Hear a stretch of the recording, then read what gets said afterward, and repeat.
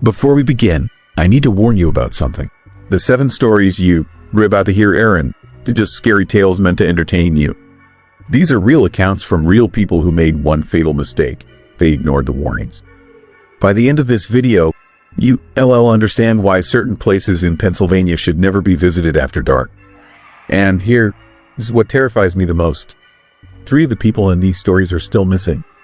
Their families are still searching, and something is still waiting in those abandoned locations. But here is my promise to you.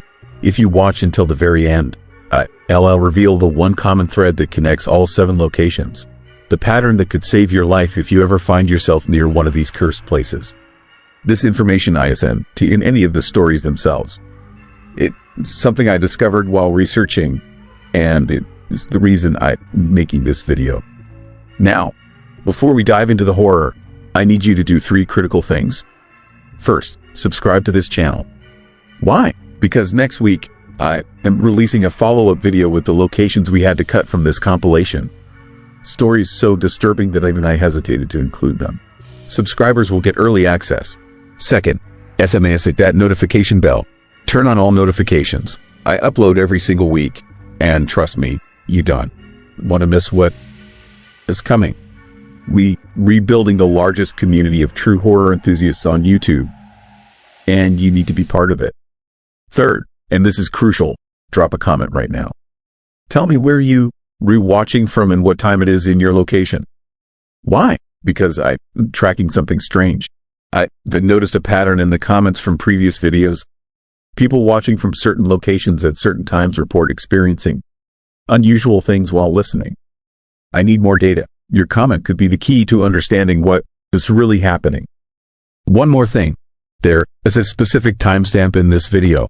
I want to tell you which one, where you'll hear something in the background audio that shouldn't to be there. Something we didn't record. Something that appeared in the final edit. Dozens of viewers have already reported hearing it. If you catch it, comment the timestamp. Let's see if you can find it. Now, let me tell you about the gas walker of Centralia, and why everyone who sees it wishes they never had. Story 1. Centralia gas walker. I saw it the day the ground opened up. And I am telling you this because the more people know about what happened in that godforsaken place, the better your chances are of staying away. The better your chances of not ending up like me, paranoid, awake at 3 in the morning, checking the locks on my doors, listening for footsteps that sound wrong. Footsteps that shimmer in the heat like they not quite real. My name is David Chen. I am a mining engineer, or I was. I worked for a company surveying the abandoned mines near Centralia, Pennsylvania. You might not know that name. Most Americans have never heard of Centralia. But if you ever drive through rural Pennsylvania, if you take the old highway through Columbia County, you might pass within a few miles of it without even knowing. That place exists now like a scar, like a wound the earth never healed. The town of Centralia was dying long before it actually died.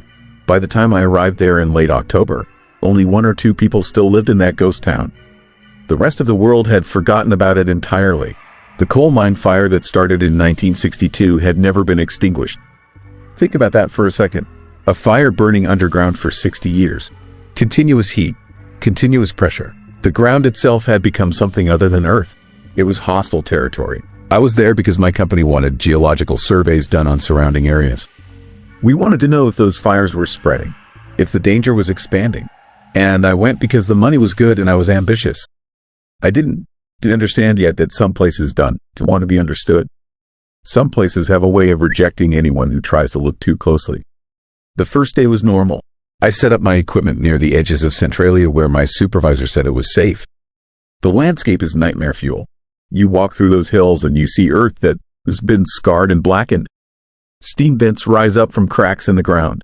The smell is terrible. Sulfur, ash, something chemical that your lungs don't want to process. And there is this constant warmth under your feet. Even through your boots, you can feel it. The ground is cooking itself from underneath. I met one of the locals that afternoon, a man named Garrett, who was the last remaining resident of the actual town. He was maybe 70, weathered and quiet, living in one of the few houses still standing. We talked for 20 minutes about the mine, about the fire, about what he witnessed over the decades. He seemed normal enough, sad, resigned to his slow isolation. But then I asked him if he'd ever seen anything strange out there. Anything unusual. His face changed. It was like someone had flipped a switch behind his eyes. He looked at me hard, and I watched him decide whether to tell me something or keep his mouth shut. Finally, he asked me why I was really asking. I said it was just curiosity. He nodded slowly and told me to never stay out after dark. He said it was dangerous. Not because of the mine or the heat or the unstable ground. Dangerous because of what walks there when the sun goes down. I laughed at him. I actually laughed. I was a trained engineer, educated, scientific. I didn't believe in ghost stories from scared old men. But I didn't forget what he said either. That kind of warning has a way of sticking in your brain even when you try to dismiss it. The second day, I was working further into the contaminated zone, taking samples and measurements. The sulfurous smell was so strong that day that I had to change my respirator twice. The ground was particularly hot, unusual for late October, and I kept noticing these strange patterns in the steam vents. They seemed almost rhythmic, almost deliberate, but I was probably just tired. Around 4 in the afternoon, I looked up from my equipment and saw something that made me freeze. There was a figure standing on the ridge about 100 yards from me. A tall figure, and it was vibrating. That's the only word I could use to describe it. The air around it was shimmering like heat shimmer on a highway during summer, but distorted. Wrong. The figure itself was hard to focus on.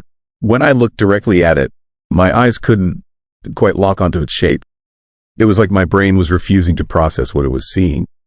I stood up slowly. I didn't take my eyes off it. The thing didn't move. It just stood there on the ridge, this impossible shimmer of heat and not heat, and I felt something I had never felt before in my entire life. I felt like I was being observed by something that did not have my best interests at heart. That was calculating something about me, measuring me. Then I blinked, and it was gone. I told myself that I had experienced a visual hallucination from the heat and the chemical fumes. I packed my equipment, finished my work quickly, and drove back to my hotel before sunset. But I didn't sleep that night. I stayed awake and thought about what I had seen, or what I thought I had seen. Garrett had called it the gas walker. He didn't say much about it when I pressed him that evening. Just that miners used to report seeing it decades ago. A figure that walked the burning ground without burning. A figure that seemed to be made of the heat itself. And every miner who had seen it had reported the same thing. An overwhelming sense that something was following them, watching them, long after they had left the mines and the contaminated ground behind. The third day, I thought I would be smart. I brought my camera equipment. I would photograph whatever I was seeing. I would get proof. I would have something tangible that I could analyze and show to others. I set up my camera on a tripod at the edge of the contaminated zone and pointed it toward the ridge where I had seen the figure the day before. And I waited. For 2 hours, nothing happened. I was starting to feel foolish. My imagination had obviously gotten the better of me. I was about to pack up when I heard something. A sound like wind, but there was no wind that day. The air was still, dead. The sound seemed to come from the ground itself, from the vents, from deep within the earth where the fire burned and would never stop burning. The shimmer appeared again. This time it was closer, much closer. It was on the ridge above me, and it was descending toward my position. Descending down the blackened slope of the contaminated zone with a kind of horrible purpose. I ran. I actually panicked and ran back toward my truck, abandoning my camera and most of my equipment. I didn't look back, but I could hear it behind me. Not footsteps exactly, more like the sound of air being displaced, like something moving through the atmosphere that shouldn't exist in the atmosphere. My heart was hammering so hard I thought it would burst through my ribs. I made it to my truck, locked the doors, and drove away fast. In my rearview mirror, I saw nothing. No figure, no shimmer, nothing.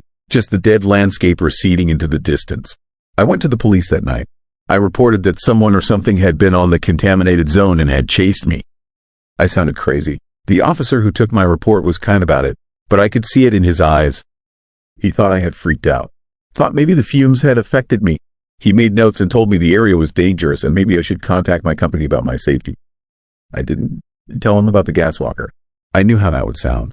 But here is where things get strange. The next morning, when I went to retrieve my camera and equipment, they were gone. Everything. The tripod was still there, but the camera had vanished.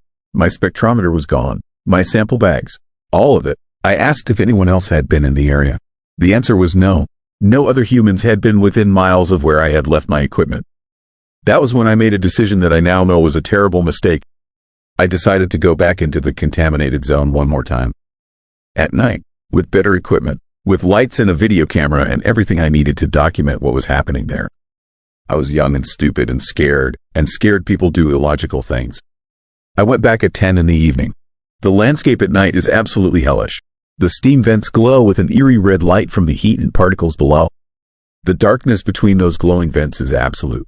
The silence is perfect and suffocating. And the air smells like the end of the world.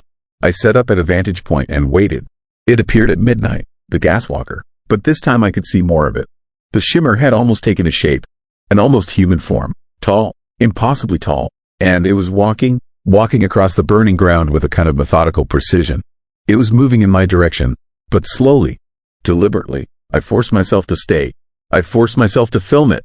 My hands were shaking so badly that I could barely hold the camera, but I kept recording. I kept watching as this impossible thing moved closer. And as it got closer, I became aware of something else. A presence. Not just a figure, but something bigger. Something vast and old and patient that was using that figure as a point of focus. As a way of interacting with the world above the ground. When it was about 20 feet away, it stopped. The shimmer became almost clear for a moment. And in that moment, I saw something that destroyed a part of my mind. I saw that it wasn't the hollow. There was something inside the heat shimmer. Something that had shape and intention. Something that was looking at me with an intelligence that predated human civilization. Then I lost consciousness. I woke up hours later, lying on the burning ground. My equipment was scattered around me. My camera was smashed, broken beyond any possibility of recovery. And I wasn't alone. The gas walker was standing over me, motionless, watching, but not in an aggressive way. It was like it was studying me, measuring me, deciding something about my nature. I got up and ran again. This time I drove directly out of Pennsylvania. I drove all night and didn't stop until I was 3 states away. I quit my job. I told my company that the area was too dangerous, that I had experienced extreme environmental distress, that I couldn't continue. They seemed to accept this explanation without question. Like they understood, like they already knew something was wrong with that place and had been hoping I would leave quietly. But here is the thing. Here is the real horror of this story. The gas walker didn't stay in Centralia. Over the past 6 months, I've become aware that I'm not alone anymore. There is something with me. I see heat shimmer in places it has no right to exist. In my apartment in Pennsylvania, I've seen it reflected in mirrors. In my car, I've caught glimpses of it in the corner of my vision. It's always there, always watching, always present. And I'm not the only one.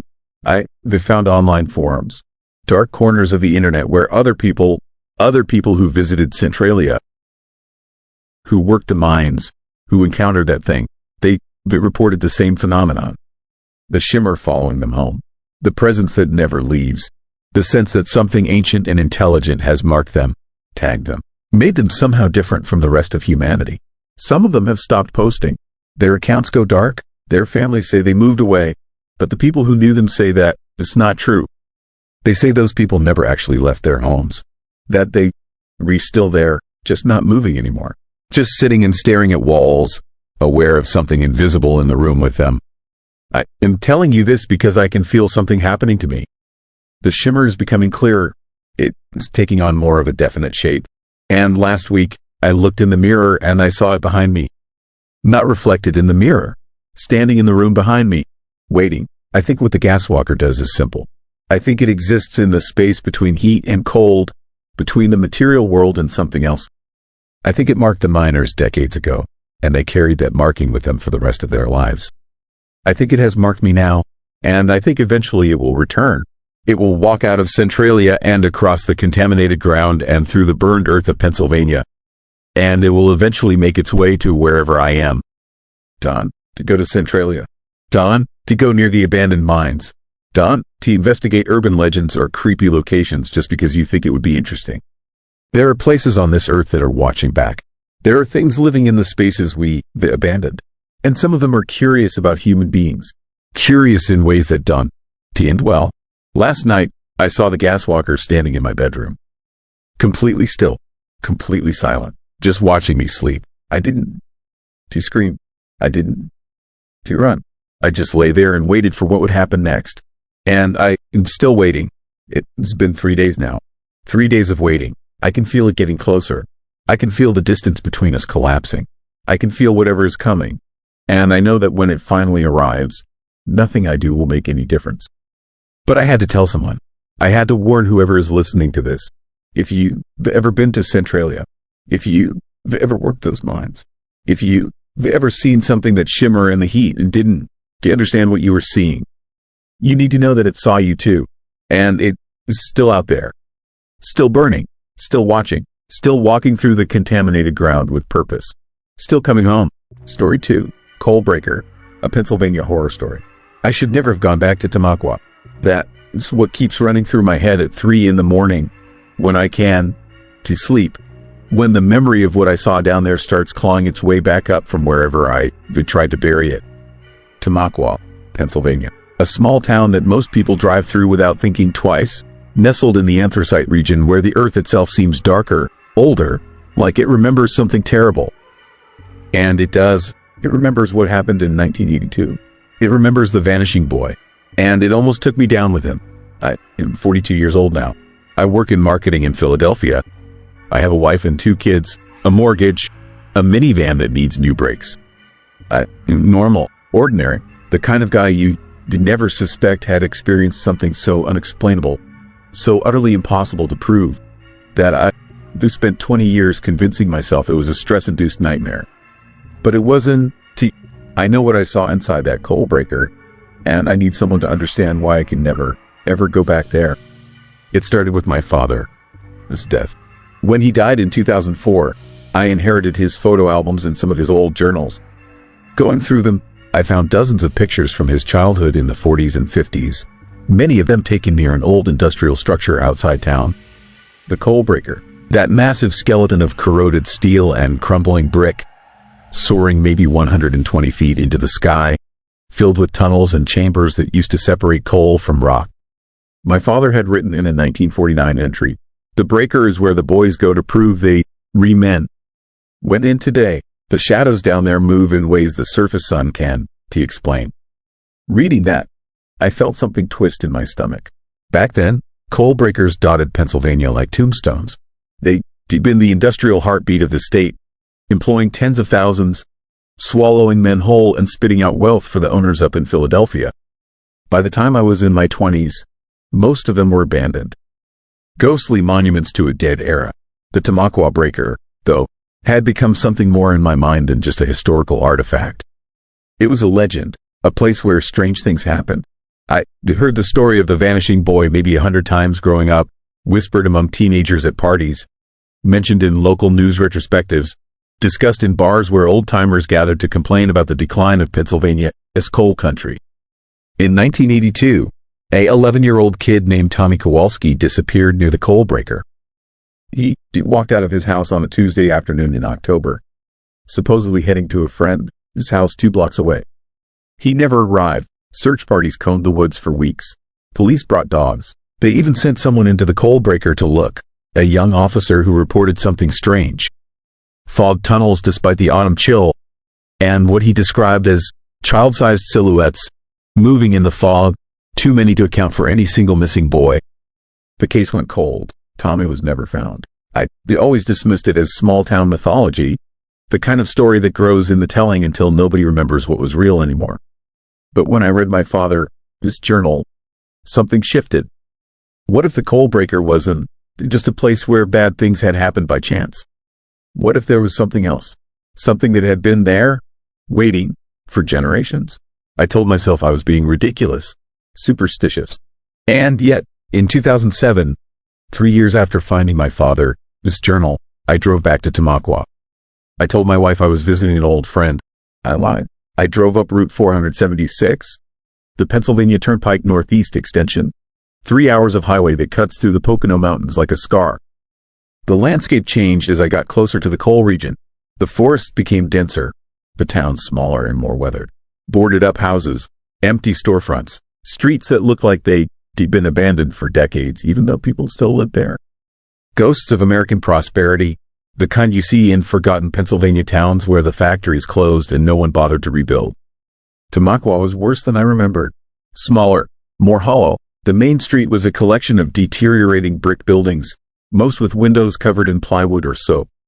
There was a Dollar General and a 7-Eleven and a bar that looked like it hadn't been cleaned in 15 years. And there, visible from almost anywhere in town, towering above the rooflines like a skeletal finger pointing accusingly at the sky, was the coal breaker. I parked my car about a quarter-mile away, on a side street, telling myself I was just going to look at it in daylight, do some reconnaissance, maybe take a few photographs for my own peace of mind. Prove to myself that it was just a building, steel and brick and rust. Nothing more. The closer I got, the more my hands started shaking. The structure was bigger than I expected, though partially collapsed on one side. The eastern face had fallen inward, creating a massive, jagged opening that revealed the complexity of the interior. Conveyor belts, chutes, platforms, all of it rusted to the color of old blood. The entire structure was covered in decades of grime and green oxidation. It smelled like rust and something else, something organic and wrong, like the breath of something that had been sealed in the dark for too long. There was a chain-link fence around it, but the fence was in terrible condition. Holes everywhere. Clearly, if someone wanted to get inside, they could. And clearly, people had wanted to. Over the years, decades of trespassing teenagers had worn a path through the overgrown grass and scattered mining debris. Spray paint covered the lowest sections of the breaker in names and dates and symbols. Some of the spray paint was recent, 2006, 2007. Kids still came here. Kids still dared each other to go inside. I stood at the fence, maybe 30 feet from the main structure, and I felt something I can only describe as a wrongness in the air. It wasn't a sound or a smell, though the bad smell was definitely there.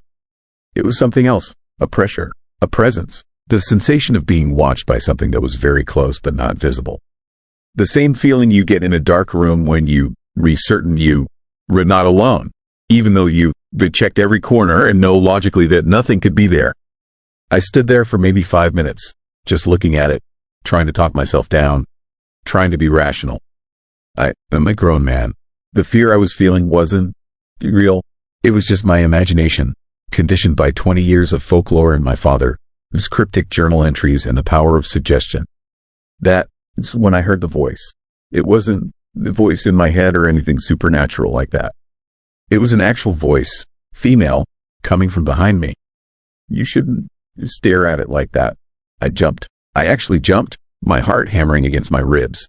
I turned around to see a woman standing about 10 feet away, early 60s, gray hair, wearing a faded gray coat and jeans. She looked like someone's grandmother, weathered and tired. "Excuse me," I said. "The breaker," she said.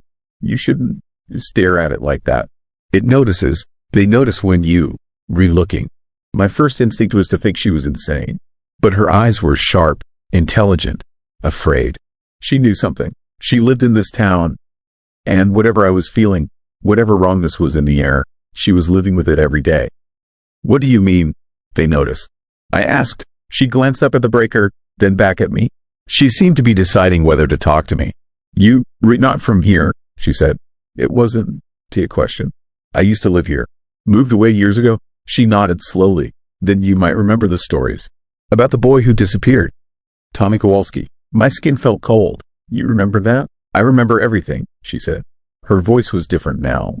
Quieter, more careful. "I was 8 when it happened. My name is Carol, by the way. Carol Dembski. My mother was friends with Tommy's mother. I remember when they found his jacket near the fence. I remember the search. I remember the police talking about the fog, about the shapes they saw inside." She looked directly at me. "My brother went in there once, in 1985. He came out an hour later, but he was different. Scared. He wouldn't talk about what he saw. He died in 1991. Suicide. He jumped off the Route 476 bridge north of here." I didn't know what to say. This conversation was veering into territory that didn't feel normal anymore. Didn't feel like a chance encounter.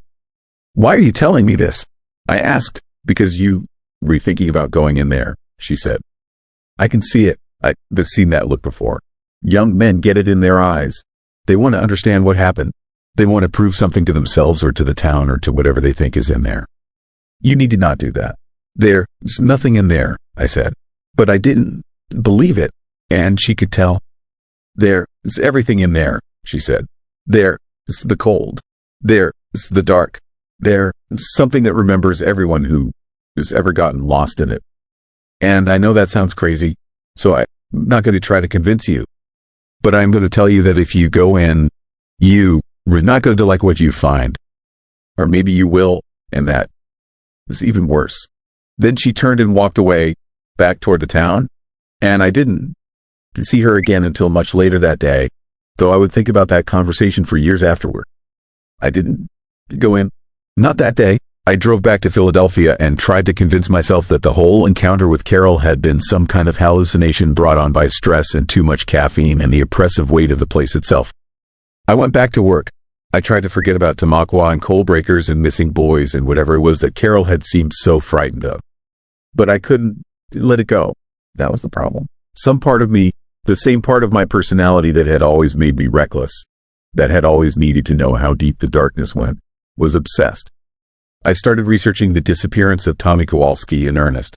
I found newspaper articles from 1982 online. I contacted the Tamaqua Police Department and spoke to an old sergeant who still worked there, barely remembered the case, and was dismissive when I asked about the silhouettes the officer had reported seeing in the fog. He suggested the original report had been exaggerated, that the officer had simply been nervous, that no fog would have been present in October anyway. But then I found something else. A blog post from 2005, written by a paranormal investigator who spent a night inside the Tamaqua coal breaker. His account was detailed, articulate, and absolutely terrifying. He described the interior as a maze of collapsed platforms and flooded chambers. He described the way sound traveled strangely inside, how his voice echoed back at him from unexpected directions. And he described the cold. A specific cold that he said seemed to emanate from the deepest parts of the structure, from chambers that he couldn't see but could sense were there, spaces that seemed to exist in the architecture but also seemed to exist somewhere else, somewhere deeper. Most concerning to me was a description he gave of the photographs he'd taken. He said that in several of the images, captured in the beam of his flashlight, he could see what appeared to be small handprints on the walls and support beams. Child-sized handprints, dozens of them. As if children had been running their hands along the walls in the darkness, seeking purchase, seeking escape. The blog had only 3 entries. The last one, posted a few days after his visit, said simply, "I don't, do you know how long I was in there?" My phone said I was there for 45 minutes. But I swear it was hours. The cold, the maze, the handprints. I think I understood why the boy disappeared. I think I know what is in there now. I'm not going back. And I don't recommend anyone else does it either. There were no more entries after that. I read that blog post at 11 at night, alone in my home office while my wife and kids slept upstairs. And something in me snapped. Not in a bad way, necessarily, but something shifted. I realized I was going back to Tamaqua, not to visit, but to go inside, to see for myself what was in that coal breaker, to understand why so many people, my father, Tommy Kowalski, that paranormal investigator, Carol's brother, seemed to have been affected by this place in ways that defied easy explanation. I planned it carefully. I told my wife I had a work conference in Pittsburgh. I took a week off, drove up on a Sunday, and checked into the Tamaqua Motor Lodge, a sad little motel off Route 476 with about a dozen rooms, maybe 3 of them occupied. The place smelled like cigarettes and decay. The room I rented had a window that faced the direction of the coal breaker, though the breaker wasn't visible from the motel, hidden by trees and distance. That night, I didn't sleep. I lay in bed and thought about what I was going to do. And I thought about how I would probably be making a terrible mistake. Monday morning, I drove to the breaker in daylight. I brought a flashlight, a backpack with water and a rope, and my phone fully charged. I wore jeans, boots, a heavy sweatshirt. I parked my car in a different location than before, making sure to position it behind a stand of trees so that no one passing by would see it. I had done research on the breaker, its interior layout, reading descriptions from various urban exploration websites. There were multiple entry points, but most of them led deeper into the structure. The safest bet was to enter through one of the lower access points, get oriented, and stay in areas where I could see daylight. I was being smart about this. I was being careful, but I was still going in. The fence presented no obstacle. There was a section near the ground that had been bent back by years of trespassing, and I simply crawled under it, scraping my sweatshirt on the rust. My heart was pounding. Up close, the breaker was even more massive than it had seemed from a distance. The scale of it was almost incomprehensible. This mechanical beast that had once processed thousands of tons of coal daily, that had employed entire families, that had shaped the landscape and the culture and the fate of this entire region. I chose an access point on the eastern face, where the structure had partially collapsed. This created a natural opening, about 8 feet high and maybe 4 feet wide, leading into the interior. I turned on my flashlight.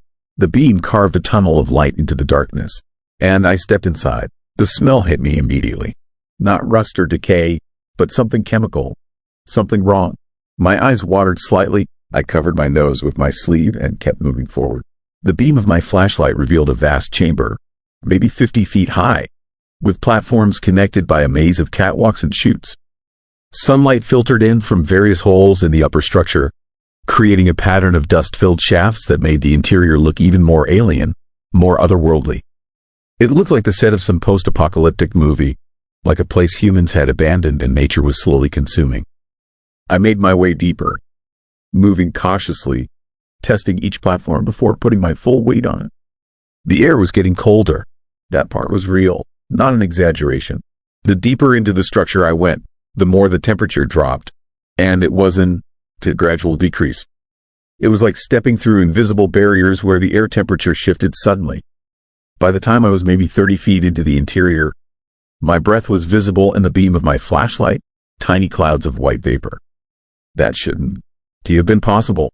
It was late September. The outside temperature was around 55 degrees.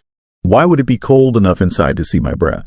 I was about to turn back, had actually made the decision to turn back, when I saw it.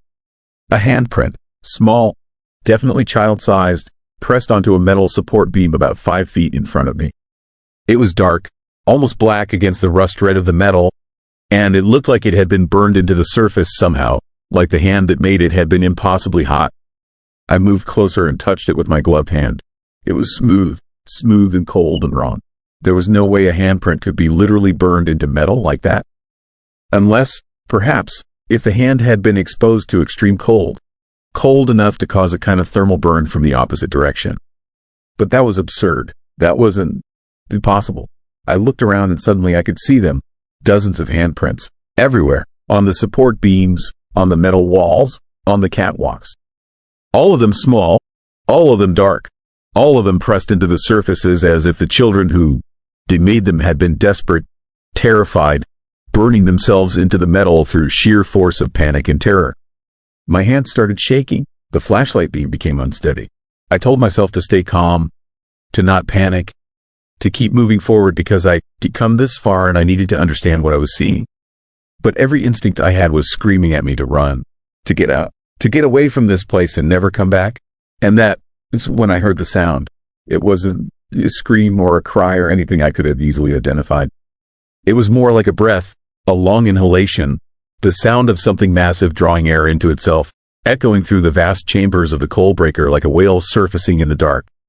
The sound came from somewhere deep inside the structure, somewhere below me, somewhere in the maze of flooded chambers and collapsed sections that I had no intention of exploring.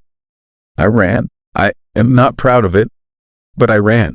I ran back through the maze of platforms, my flashlight beam bouncing wildly, and I scrambled out through the access point I entered. I didn't stop until I was outside the fence, 30 yards away from the structure, my chest heaving, my lungs burning. I looked back at the coal breaker. In daylight, it looked almost normal again, just an old industrial building, weathered and sad. But I could feel it. The presence I sensed before was stronger now. Awake, aware of me, aware that I'd been inside, that I'd seen the handprints, that I knew something was wrong inside there, something that defied explanation. I didn't go back to the motel that day. I got in my car and drove south, back toward Philadelphia, not stopping until I was on the turnpike heading home. I called my wife and told her my conference had been moved up, that I needed to leave early. She was annoyed but not suspicious. I didn't tell her the truth. How could I explain what I'd seen, what I felt, in a way that would make sense to someone rational? Someone who had never stood inside a coal breaker and felt the wrongness of a place settle into their bones like a disease. I couldn't. So I said nothing. I came home. I went back to work. I tried to move on with my life. But something had changed. The experience had altered me in some fundamental way. For the first time, I had come face to face with something that couldn't be explained by conventional reality.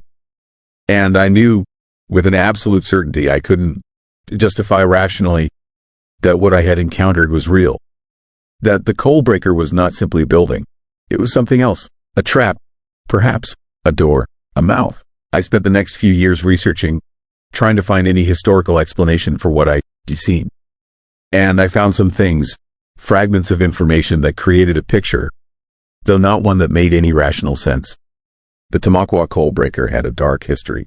In the 1920s and 30s, during the massive expansion of coal mining, there had been a series of accidents and incidents at the facility.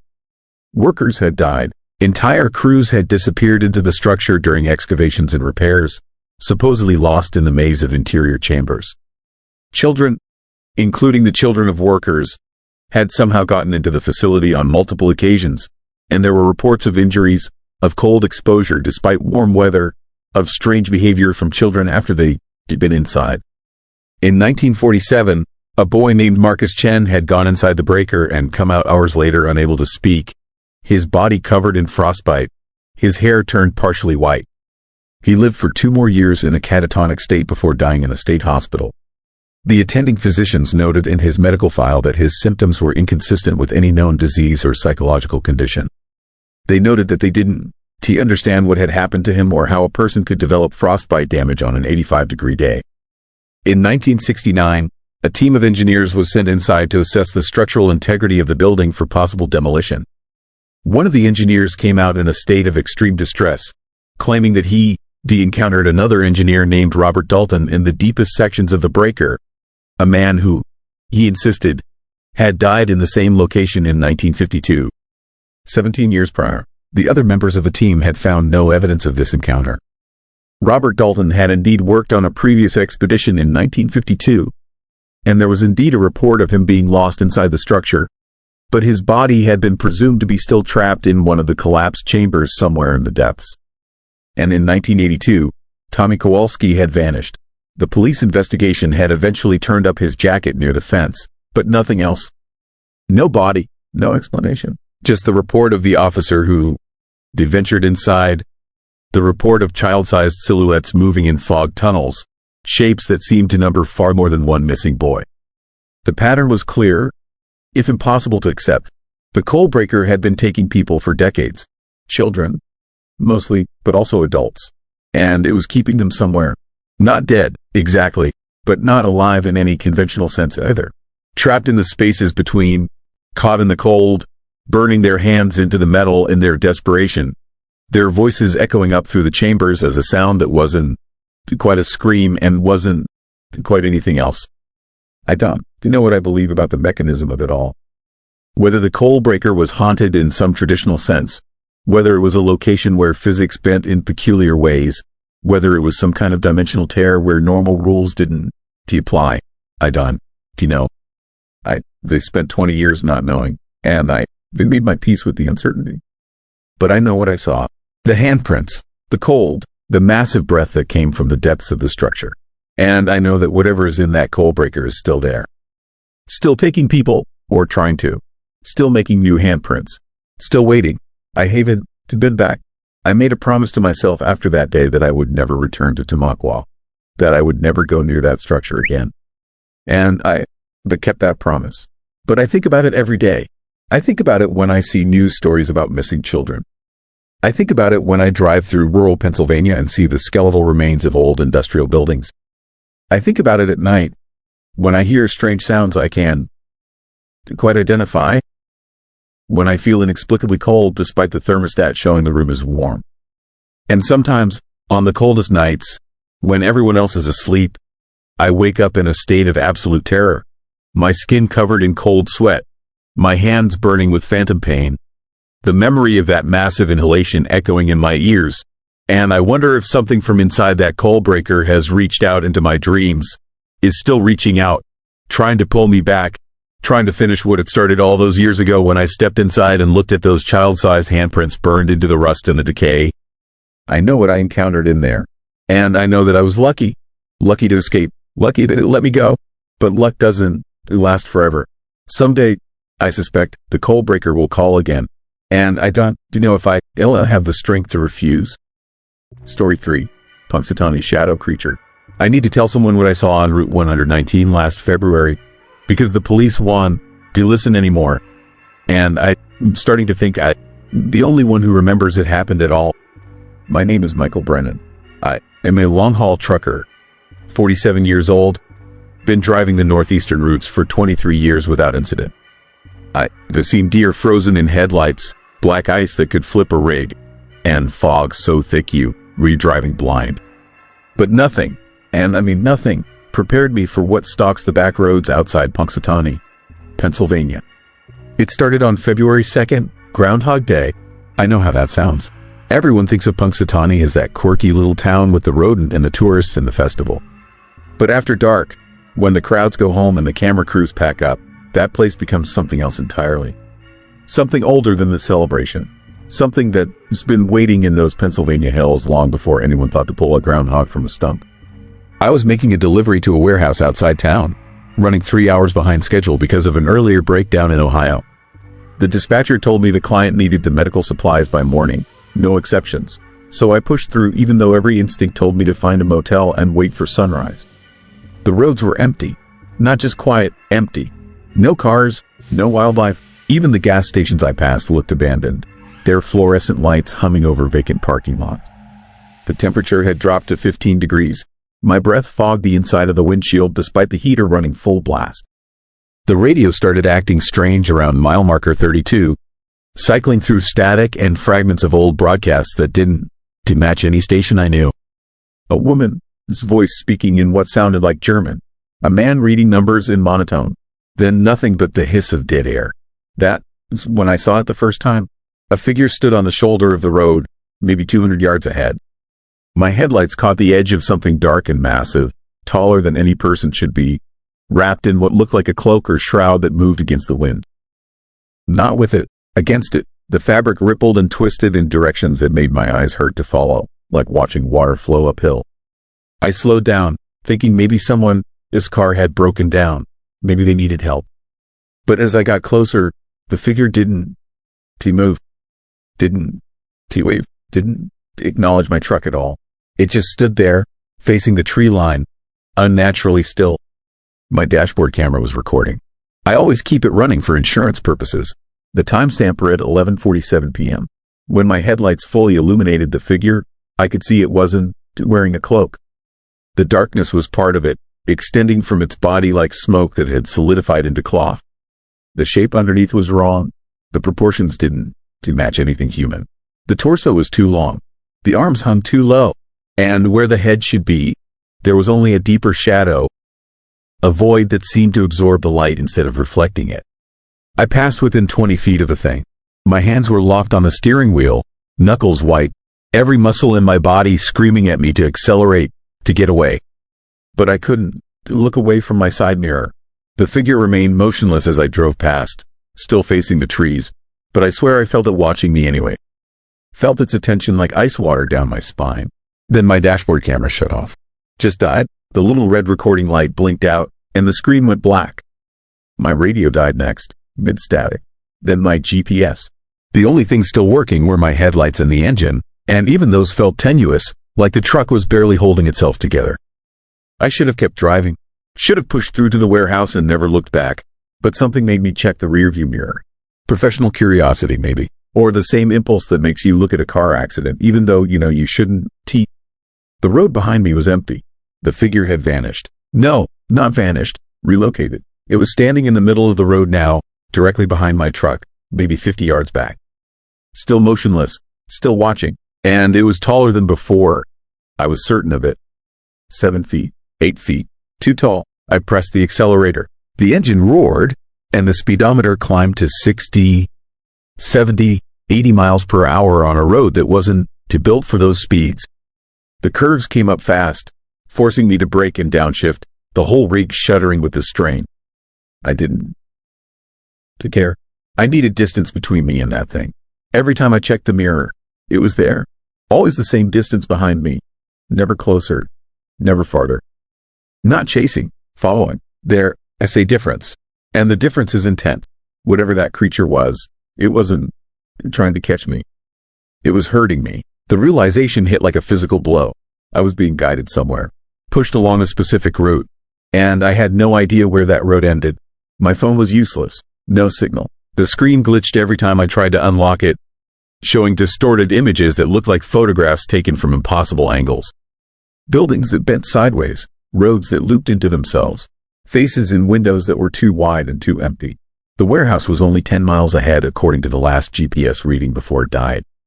I could make it. I had to make it. Once I reached other people, once there were witnesses and lights and civilization, this thing would disappear. It had to. These kinds of encounters always ended when you reached safety. That's how every story went. But this wasn't the story. At mile marker 28, my headlights caught something new. Fresh scratches on the asphalt, long gouges that ran parallel to the yellow dividing line for hundreds of feet. They were deep, carved into the road surface like something massive had dragged its claws along the ground. The marks were still smoking, thin wisps of vapor rising into the frozen air. The figure appeared again, this time on the opposite shoulder, ahead of me and to the left. It had moved impossibly fast, relocating in the seconds I had looked away. And it was closer to the road now, standing just inches from the white line, as if testing boundaries.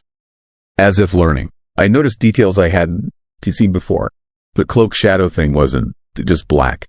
It contained colors that didn't have names, shades that existed in the gaps between darkness and light. And there were shapes moving inside it, writhing and pressing against the fabric from within. Hands, maybe, or something that resembled hands the way a reflection resembles the thing it is reflecting. Close, but fundamentally wrong. My chest felt tight. The air in the cab seemed thinner, harder to breathe. I cracked the window for fresh air and immediately regretted it. The smell that poured in was overwhelming, a mix of ozone and decay and something else, something chemical and alien that made my eyes water and my throat close up. The police report would later say I called 911 at 11:59 p.m. I don't remember making that call. I don't remember most of what I said. The dispatcher told me I was screaming about a cloaked figure, about something following me, about needing help. She tried to keep me calm, tried to get my exact location, but my phone cut out after 90 seconds. What I do remember is the moment my truck, its electrical system died completely. Every light, every gauge, every system shut down simultaneously. The engine stopped. The momentum carried me forward for maybe a quarter mile before the rig coasted to a halt in the middle of Route 119, surrounded by absolute darkness. The silence was worse than any sound could have been. No wind, no insects, no distant traffic, just my breathing and the tick, tick, tick of the cooling engine. I sat there for what felt like hours but was probably only minutes. My hands wouldn't stop shaking. I needed to get out, to run, but the rational part of my brain knew that was suicide. Whatever was out there moved faster than any human could. Running would just make me pray. Then I heard it, a sound like fabric tearing, long and slow and deliberate. It came from directly above the truck. I looked up through the windshield. The shadow creature was on top of the trailer. Its impossible form stretched across the metal roof, cloaked shadows spilling over the edges like liquid darkness. And it was bending down, bringing what passed for its face closer to the glass, close enough that I could see my reflection in that void space where its head should be. Except the reflection wasn't me. It was someone else, a man I didn't recognize, older, wearing clothes from another era. And he was screaming silently, his mouth open impossibly wide, his eyes rolled back to show only whites. The glass began to frost over from the outside, ice crystals spreading in patterns that looked almost like writing. Almost like words in a language I didn't, but somehow understood anyway. They said, "You shouldn't to be here? Not tonight. Not on this road. They've been waiting so long for someone to see us." That is when the police arrived. 2 patrol cars, lights blazing, sirens screaming. They must have traced my 911 call. The sound and light shattered whatever hold the creature had on my truck. The electrical system sparked back to life.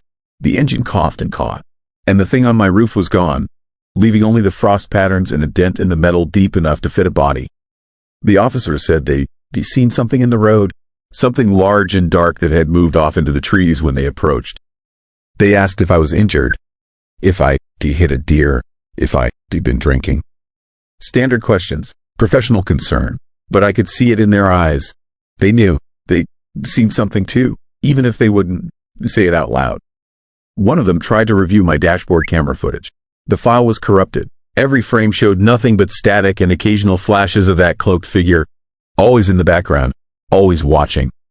The timestamp was wrong too. According to the camera, I'd been on that stretch of road for 6 hours, not 30 minutes. They escorted me to the warehouse.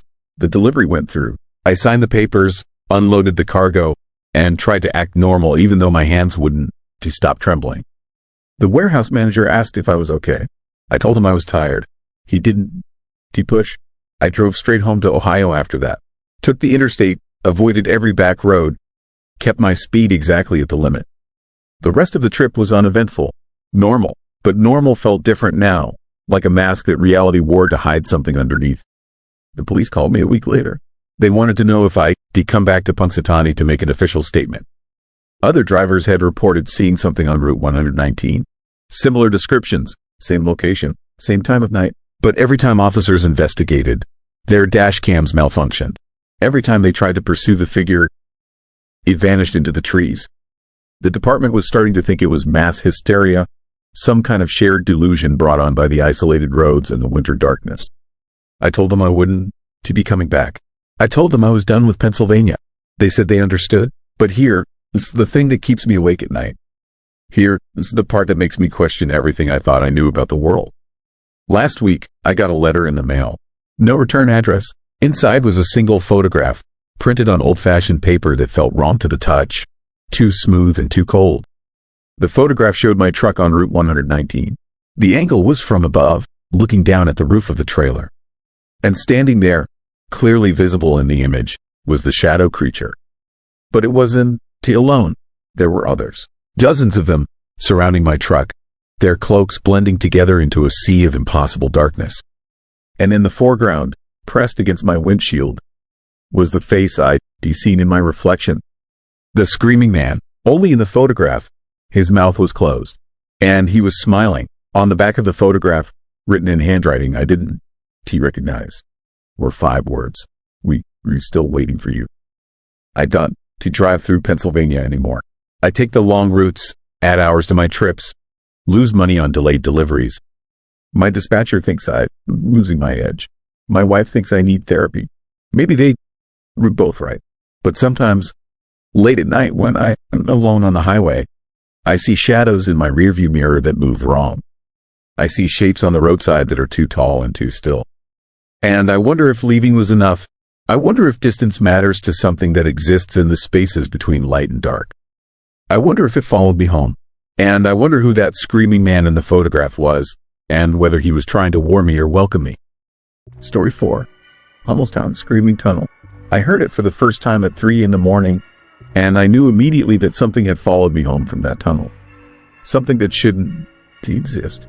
Something that was screaming. My name is Marcus Webb. I am a railroad maintenance supervisor here in Hummelstown, Pennsylvania. A small town that most people just drive through without a second thought.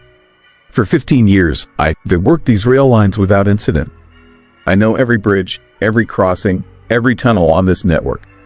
But I didn't know I was living inside the tunnel on Old Coach Road until last month. The tunnel itself is nothing special to look at. It's a stone railway tunnel built back in the 1800s, about 400 feet long, with high arched ceilings that have been collecting soot and moisture for over a century. The trains rarely use this line anymore, so the tunnel sits mostly abandoned during the day. But it has a reputation among the teenagers in town. They call it the Screaming Tunnel, and it's an urban legend about it that everyone around here knows. A woman supposedly died there decades ago, burned or trapped in some horrible accident. And on certain nights, if you venture into that tunnel alone, you can hear her. You can hear her screaming. I always dismissed it as folklore, the kind of ghost story teenagers tell to scare each other and feel brave. But I'm telling you now that folklore sometimes exists for a reason. Sometimes the stories we tell are warnings that we've forgotten how to understand. I went into that tunnel on a Tuesday afternoon to inspect the structural integrity of the stonework. We had reports of some water seepage, and I wanted to check if there were any cracks that might compromise the railway safety. It was a routine inspection, something I had done 100 times before. The difference this time was that I went alone. My usual partner, Danny, had called in sick, and I didn't want to wait another day. The entrance to the tunnel is dark, even during daylight hours. You walk under the arch and the world narrows down. The sound changes. Your footsteps echo differently. The air temperature drops, and you become aware of the weight of the earth above you. I had a flashlight in my inspection equipment, and I felt no sense of dread. Just professional routine, just work. I was about 100 feet in when I first heard it. A sound that was almost like wind, but not quite. A low, sustained note that seemed to come from the very stones themselves. I stopped and listened. The sound stopped. I continued walking, and after about 30 seconds, it started again. This time it was louder, more definite, and it didn't sound like wind at all. It sounded like someone breathing, labored breathing, like someone had been running and was trying to catch their breath. I told myself it was acoustic properties of the tunnel. Sound carries strangely in enclosed spaces. I kept walking and taking my measurements. But the breathing sound continued. It moved. It seemed to follow me deeper into the tunnel. And with every step I took, it grew more distinct, more human, more present. I was about 250 feet in, roughly halfway through the tunnel, when it changed. The breathing became a whisper, just at the edge of hearing, indistinct, impossible to make out actual words, but the cadence was there. The pattern of speech. Someone was trying to tell me something, trying to communicate across whatever distance separated us. That is when I made the decision to accelerate my inspection and leave. I wasn't frightened yet, but I was becoming uncomfortable. There was something about that sound that my primitive brain recognized as wrong. As a sign of danger, I completed my measurements quickly, noting some minor cracks in the stone but nothing structurally threatening, and I walked back toward the entrance. The whisper became a voice. Not a scream, not yet, just a woman's voice, thin and desperate, calling out in a language I didn't recognize. Or maybe it was English, but distorted somehow, transformed by whatever was producing it. I was moving faster now. I could see the light from the tunnel entrance ahead of me, maybe 50 feet away. The voice behind me grew louder, and then it became a scream. I have never heard a sound like that in my entire life. It was a woman's voice, absolutely, but it was a sound of such pure anguish and terror that my body reacted on a primal level. Every nerve ending screamed at me to run. Every cell in my body flooded with adrenaline. I ran toward the tunnel entrance and emerged into the daylight gasping and shaking. I didn't look back. I packed my equipment into my truck and drove directly to the police station. When I told the officer what I had heard, she was sympathetic but clearly skeptical. She said teenagers sometimes played pranks around the tunnel, said they would use speakers or their phones to make sounds and try to scare people. But there was something in her expression that told me she knew the truth. That this wasn't the first time someone had come to her with a story about the tunnel. That she knew what was really happening there. I asked her about the urban legend, about the woman who died in the tunnel. She hesitated for a long moment, then told me what the official record said. In 1953, a woman named Eleanor Merrick had been in a car that caught fire inside the tunnel. Her husband had survived. He had managed to get out and run for help. But by the time the fire department arrived, Eleanor was gone. Burned beyond recognition. The official cause of death was asphyxiation and severe burns from the vehicular fire. But that wasn't what everyone in town believed happened. The officer told me that there were people who said Eleanor had been burned alive. That she had been trapped in the car while it burned, conscious and aware of what was happening to her. That her screams had echoed through the tunnel as the fire consumed her. And that those screams had never really stopped echoing.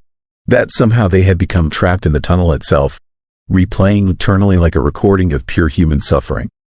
I asked the officer if she believed that. She didn't answer directly. Instead, she warned me to stay away from the tunnel.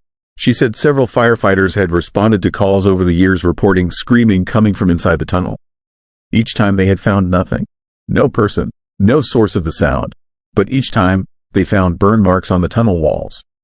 Deep, dark scorch marks in places where there should be no fire. In places where there was no explanation for how those marks could have gotten there. I told myself I would never go back to that tunnel. I told myself I would request a transfer to a different section of the rail network. I told myself that what I had heard was explainable and that I was letting folklore and suggestion get into my head. But I I'm a railroad supervisor. The tunnel on my section of line needed regular inspection and maintenance. And I'm not a coward. So 2 weeks later, I went back. During daylight this time, in the late afternoon, with my phone ready to record anything unusual. The tunnel was silent when I entered. Completely silent. Too silent. There was no traffic noise from the road above. No wind. No distant sounds of the town. Just absolute quiet and the sound of my own footsteps echoing off the stone. I walked slowly through the tunnel, taking new measurements, checking the cracks I had noted before to see if they were expanding. About a third of the way through, I heard a sound behind me. Footsteps. Someone else was in the tunnel with me. I turned around and shone my flashlight behind me. Nothing. The tunnel was empty, but the footsteps continued. They were keeping pace with me, about 40 feet behind my position. Not approaching, just following. I walked faster. The footsteps matched my pace. I called out, asking if someone was there. The footsteps stopped. The silence that followed was somehow worse than the footsteps had been. I felt the weight of presence behind me. I felt like I was being observed by something that was deciding what to do with me. Then the woman started screaming. She screamed like Eleanor Merrick must have screamed in that burning car.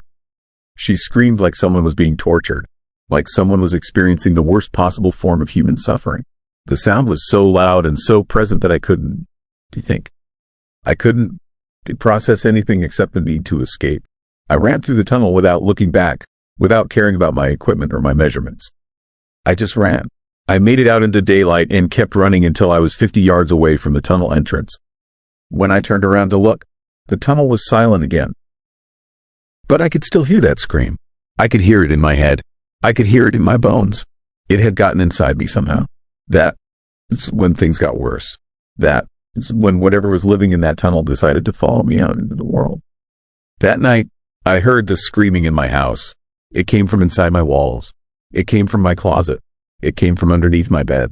It lasted for about 10 minutes. Eleanor Merrick, its voice crying out in endless agony, and then it stopped. But it didn't really stop. It just moved to somewhere else, to somewhere I couldn't quite reach it. Every night since then, it happens again. The screaming, it's moved from room to room. It's become more distinct, more personal. I can almost make out words now. She is trying to tell me something. She is trying to explain what happened to her in that burning car. She is trying to communicate across the barrier between the living world and whatever hellish place she has been trapped in for 70 years. I brought in a priest. I said my house was haunted by the ghost of a woman who died in a fire. The priest blessed the house and said prayers and sprinkled holy water everywhere. For 3 nights, the screaming stopped. I thought it was over. I thought I could go back to my life. Then the screaming came back, louder than before.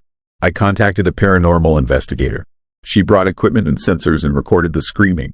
But when we played back the recordings, there was nothing. The devices had captured no sound. No evidence of anything unusual.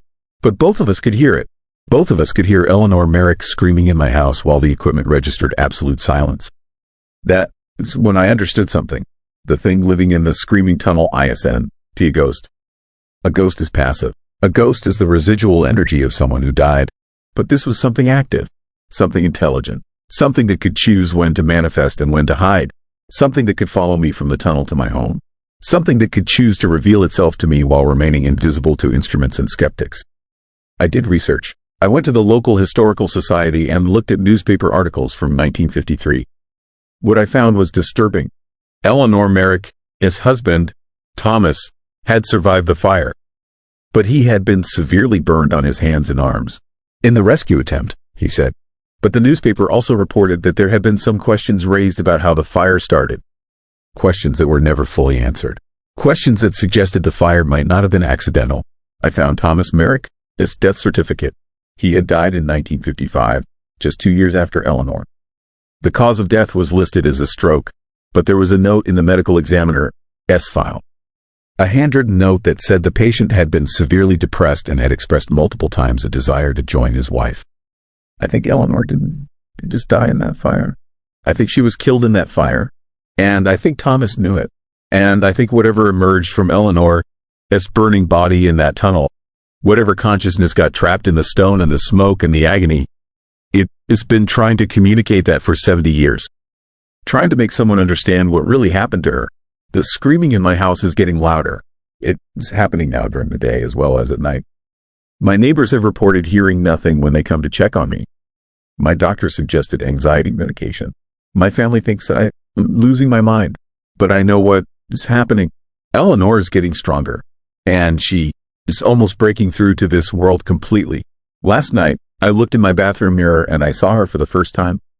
A woman's face, burned and twisted in agony, superimposed over my own reflection. She was screaming, but I could hear her voice clearly now. She was telling me her name. She was telling me what Thomas did. She was telling me that he had locked the car doors from the outside, that he had poured gasoline on the car and set it on fire, that he had stood outside the tunnel and listened to her burn because she had wanted a divorce. And she was telling me that she needed someone to know. She needed someone to bear witness. She needed someone to carry the truth of what happened to her out of that tunnel and into the world. The thing is, I'm the one now who is trapped. Just like Eleanor was trapped in that burning car. Just like the screaming has been trapped in that tunnel for 70 years. I am trapped between the knowledge of what happened and the inability to prove it. I am trapped between this world and whatever other world Eleanor exists in now. And the longer I carry this knowledge, the more I feel the fire starting. My hands are warm. My skin is starting to hurt. I am beginning to understand that Eleanor doesn't just want to be heard. She wants a voice. She wants a body to inhabit. She wants someone to scream for her. She wants to burn someone else alive with the knowledge of what burning feels like. I just stopped going to work. I just stopped answering my phone. I spend all my time in the tunnel now, sitting in the darkness, listening to the screaming that has become both the sound of Eleanor and the sound of my own mind breaking down. If you reading or listening to this, and you've ever heard that scream in the screaming tunnel in Hummelstown, Pennsylvania, you need to know something. You need to know that you're not crazy. You need to know that Eleanor Merrick is real, that her death was murder, and that something in that tunnel is now aware of you in a way that it wasn't aware before. The screaming you heard was her reaching out, was her trying to find someone to help her. And now you remarked, just like I am marked. Just like everyone who has ventured into that tunnel is marked. The question is only whether you find out before it is too late. Before the burning starts. Before you understand what it means to be so desperate to communicate that you were willing to drag someone else into your own personal hell. The screaming tunnel is still there.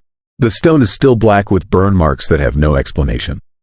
The legend is still alive because the tragedy is still alive. Eleanor Merrick is still screaming. Still burning. Still trying to tell her story to anyone desperate or foolish enough to listen.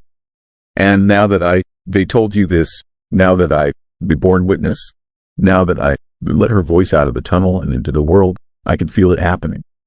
I can feel her presence inside me. I can feel the burning beginning. By the time you hear this, I'll probably be gone.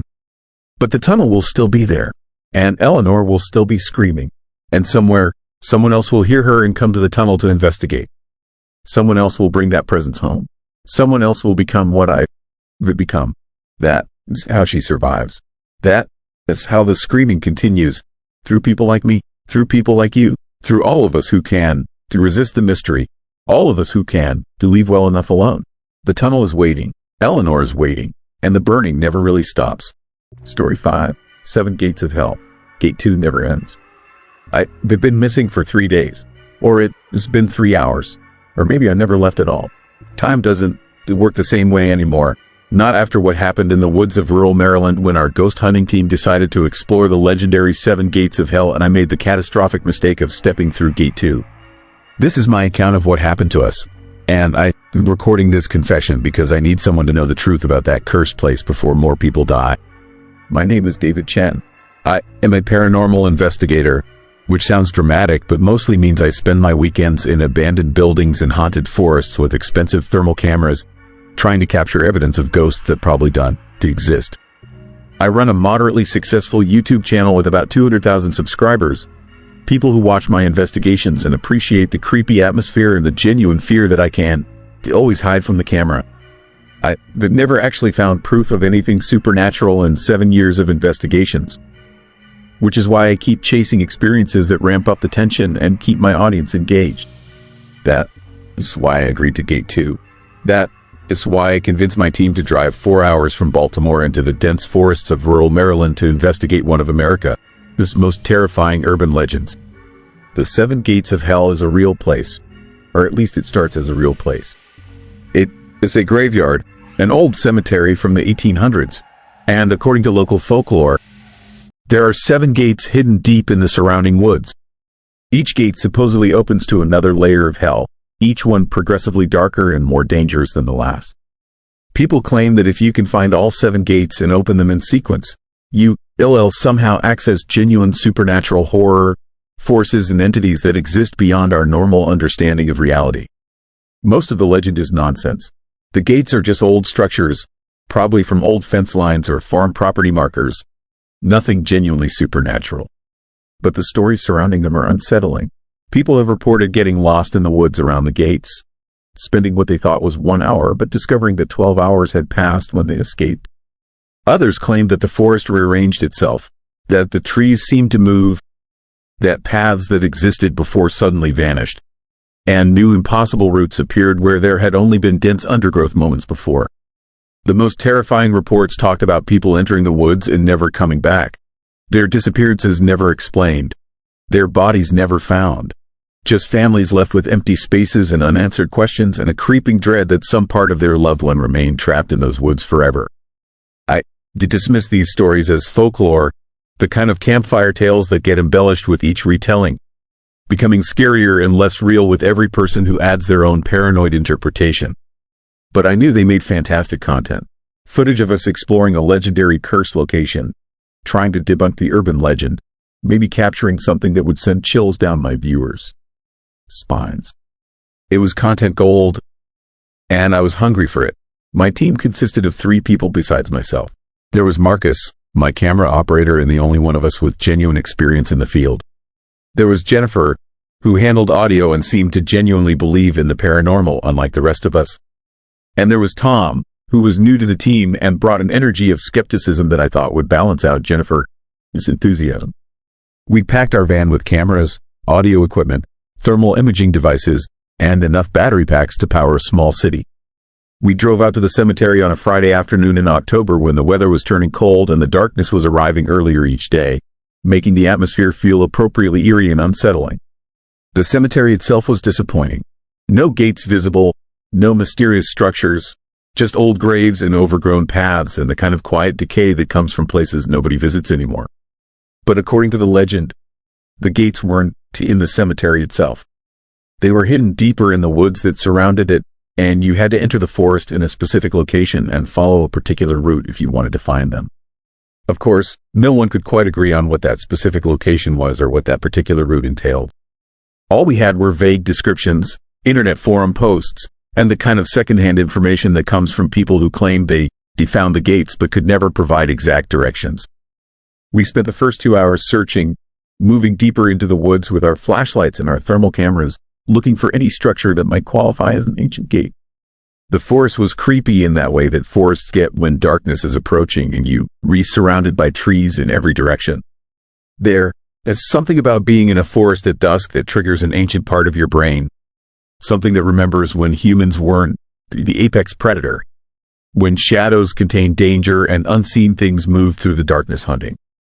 Then we found it, Gate 1, just a rusted iron archway covered in vines, probably 40 years old at most. Absolutely nothing genuinely supernatural about it. But seeing it there, in the middle of the forest, serving no actual purpose, felt unsettling in a way I couldn't fully articulate. Marcus filmed it while Jennifer set up audio equipment, picking up the sound of wind through the trees, the distant calls of birds, the creep of nature reclaiming abandoned structures. Tom stood beside me, and I could see the skepticism on his face, the same expression I probably wore. This was just an old gate. Nothing scary about it, nothing genuinely horrifying or dangerous. But according to the legend, Gate 1 was the easiest. Gate 2 would be different. Gate 2 was supposed to mark the boundary where the truly unsettling things began, where the forest started to behave in impossible ways, where people reported losing their sense of direction despite having GPS and compasses, where time itself seemed to distort and bend in terrifying and incomprehensible ways. We walked for another 30 minutes, the darkness growing deeper, our flashlights creating small islands of visibility in an ocean of shadow and eerie silence. Then we found Gate 2. It was bigger than Gate 1, more ornate, with actual decorative metalwork that suggested it might actually be quite old. The arch was made of black iron, and strange symbols had been carved into the posts, symbols that looked almost like ancient writing, but not quite, like someone had tried to create a language that didn't quite exist in our normal reality. Looking at those symbols made my head hurt in a vague, disturbing way, like my brain couldn't quite process what my eyes were seeing. Jennifer immediately started recording. Marcus adjusted his camera angles. Tom pulled out a notebook, documenting everything with a skeptic's precise attention to detail. I was supposed to be the leader, the one who made the decisions, but standing in front of Gate 2, I felt a strong sense of dread and terrible foreboding, a creeping certainty that crossing through that gate was a mistake, that it represented a boundary we shouldn't cross, that stepping through would change something fundamental about our situation in ways we couldn't predict or control. But my YouTube channel needed content. My subscribers were waiting, and I was confident that nothing genuinely supernatural existed, that this was just an old structure in the woods that had accumulated scary stories through generations of fearful people. I stepped through the gate. I insisted the others follow. I made the decision that would separate us from normal reality in ways that are still happening, still unfolding, still pulling me towards something terrifying in the darkness.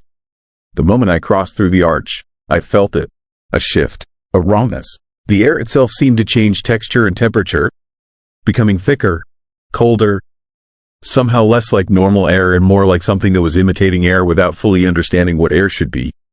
The forest on the other side of the gate didn't look dramatically different at first, but something about it felt off in that deep, psychological way that makes every instinct you have scream danger.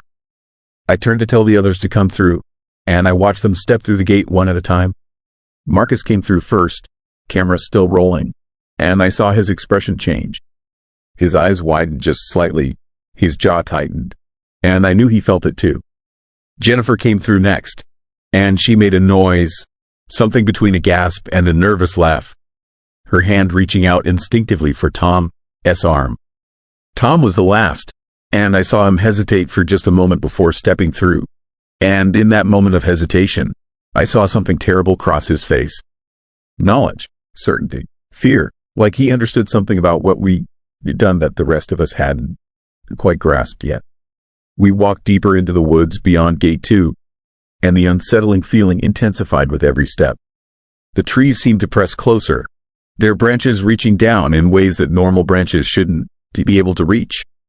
The ground beneath our feet felt subtly wrong, less solid than real ground should be, like we were walking across something that was imitating solid earth but might give way at any moment. The darkness seemed to have texture and weight, pressing against us in ways that made it harder to breathe, harder to think, harder to maintain the certainty that we were still in a normal part of the world. After what I thought was about 40 minutes of walking, we should have been exhausted. But we felt energized in that nervous, terrified way that comes from pure adrenaline and fear. None of us wanted to stop walking. There was something about the idea of stopping that felt absolutely wrong, like stopping would allow something to catch up with us, like movement was the only thing keeping us safe from something that existed in the stillness of this wrong and terrifying place. Then Jennifer called out, or tried to call out. Her voice came out strange, wrong, like she was speaking through water or through something thick and heavy that distorted sound. She was pointing at something, and when I turned to look, I felt my stomach convulse with pure, primal terror. The forest had rearranged itself. The trees we passed minutes ago were now directly in front of us, but positioned differently, angled wrong, creating a path that shouldn't exist given the landscape we walked through. We hadn't circled back. We hadn't retraced our steps. The forest itself had moved. The trees had repositioned themselves, creating a new geometry that was impossible according to every rule of how the world should work. Marcus stopped filming. I heard the camera lower, heard his breathing increase, heard the sounds of genuine, absolute fear in his voice as he asked if we all saw the same thing. We did. We all saw it. We all understood that something was terribly wrong with this place, that the legend about the woods rearranging themselves wasn't folklore or embellishment. It was documentation of genuine, inexplicable horror. We tried to go back. We retraced the exact path we'd taken, walking back the way we came, but Gate 2 was gone. Just gone. The archway that we walked through, the distinctive black iron structure with the impossible symbols, had vanished completely. We were surrounded by forest in every direction, and there was no gate, no exit, no way back to where we'd come from.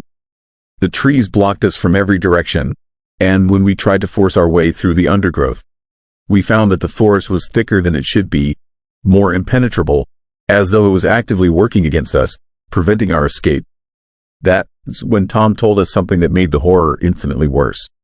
He said he'd seen something before crossing through Gate 2.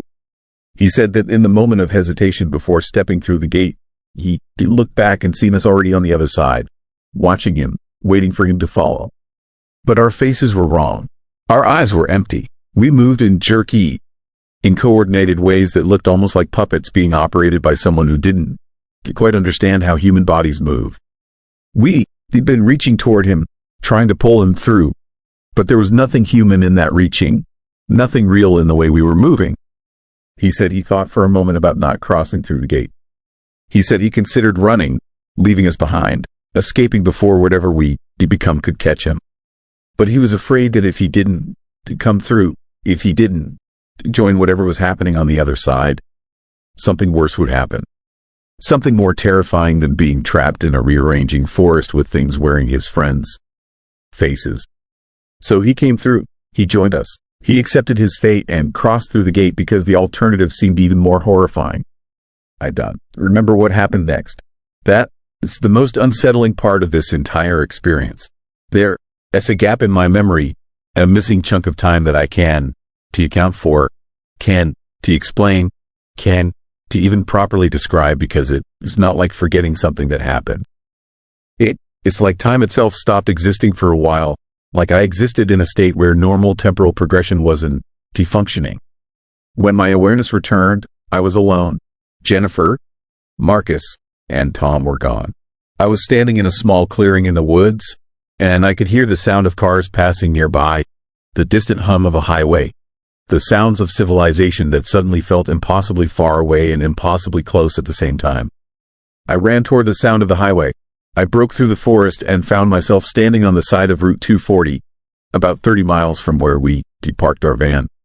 30 miles. We'd been walking in those woods for what I thought was maybe 90 minutes. There was no way to walk 30 miles through dense forest in 90 minutes. No way to cover that distance. No way to explain how we traveled that far without remembering the journey. I tried calling Marcus. His phone went straight to voicemail. Jennifer didn't answer at all. Tom's number was disconnected. I called the police and told them what had happened, expecting them to think I was insane, but they seemed to know exactly what I was describing. They said they'd been looking for missing people in those woods for 3 days. They asked me how I managed to escape. They told me that when I'd been reported missing, I'd been missing for over 72 hours, that I'd last been seen on Friday afternoon, and that today was Monday morning. 72 hours. I'd experienced 90 minutes. 72 hours had passed while I was in the forest beyond Gate 2. The police found our van in the cemetery parking lot, exactly where we left it. They found our equipment, some of it still recording, hours of footage that I'd never been able to bring myself to watch completely. When they tried to review the files, the audio becomes distorted after about 15 minutes. The video pixelates and glitches in ways that make my head hurt when I try to focus on the distorted images, the disturbing patterns that almost seem to contain meaning, almost seem to be trying to communicate something terrifying through the corrupted data. Marcus, Jennifer, and Tom were never found. Their families have given up hope. They've been officially declared dead. Their disappearances classified as unsolved mysteries. But I know they were not dead. I know they were still in those woods. I know they were still walking through that rearranging forest, experiencing time in a way that doesn't correspond to our normal linear progression. Maybe still walking toward Gate 3. Maybe still trying to escape. Maybe trapped in some kind of loop where they were constantly approaching a gate that never fully exists, always moving forward into deeper darkness, forever unable to turn back. And the most horrifying part is this. I am still connected to them. I still hear them sometimes, faintly, calling from very far away, calling from somewhere that sounds like it, just miles away and also like it. It's right beside me. And sometimes, when I look in mirrors, I see them behind me. I see Marcus holding the camera. I see Jennifer arranging the audio equipment. I see Tom writing in his notebook. But when I turn around, there's no one there. They re-watching me from the other side of the mirror, from the other side of reality, from the place beyond gate 2 where time doesn't. To work right in the forest rearranges itself and people disappear into darkness that has texture and weight and intention. The police think I'm traumatized and hallucinating. My YouTube channel has been flooded with comments from people who think I staged the whole thing, that I killed my team and concocted this story to gain views and engagement. My family thinks I need intensive psychiatric treatment. But I know the truth. I know that something exists beyond gate 2. Something that takes people and changes them into something else. Something that spreads them across 72 hours of impossible time while only 90 minutes pass in the world I came from. Something that leaves traces of them behind like echoes that gradually fade. I started researching the other gates. I found accounts from people who claim to have reached gates 3 and 4. The descriptions become increasingly incoherent, increasingly horrifying, filled with gaps and corrupted information and the kind of broken narrative that comes from minds trying to describe experiences that exist outside the normal parameters of human perception. No one has ever returned from gate 5. No one has ever even found gate 5. But they found references to gates 6 and 7 hidden in the deepest corners of the internet, in encrypted forums and deleted subreddits, in the kind of places where people go to discuss their encounters with genuine horror. Every account suggests that the gates are connected, that they create a pathway toward something, that with each gate you pass through, you moving closer to something that exists at the very bottom, something that has been waiting for thousands of years for human beings to come deep enough into that forest, to cross through enough gates, to finally reach the place where it lives in permanent darkness and hunger. I've noticed something else that terrifies me. My phone has started recording files on its own. Video files that I didn't create, that I have no memory of creating, that show footage of the woods, footage that looks identical to the footage from gate 2, the same rearranging trees, the same impossible geometry, the same quality of darkness. And in some of the frames, I can see shapes that look almost human but wrong, moving in ways that real bodies shouldn't move, moving deeper and deeper into the forest, moving towards something that exists in the distance where the trees become less like trees and more like something else entirely. I've deleted the videos multiple times. They keep reappearing. It's as if something is trying to show me something, trying to communicate with me across the barrier between normal reality and whatever exists on the other side of gate 2. Every time I wake up, there are new files. Every time I check my phone, there's new footage waiting. And I'm starting to suspect that eventually, if I keep watching, if I keep looking at the footage and following where it leads deeper and deeper into the forest, I'll find myself walking back into those woods. I'll find myself approaching gate 2 again. And this time, I want to escape. So I need to ask you something, and I need you to think carefully before you answer. I need you to tell me if you ever heard them. If you ever, in that space between sleeping and waking, heard voices calling from very far away, calling your name in voices that sound almost familiar but not quite, calling from somewhere that sounds like a forest, somewhere dark and eerie and terrifying. Have you ever seen footage in the margins of your phone that you don't remember creating? Have you ever felt the certainty that something is trying to pull you toward a place that you've never been but somehow remember?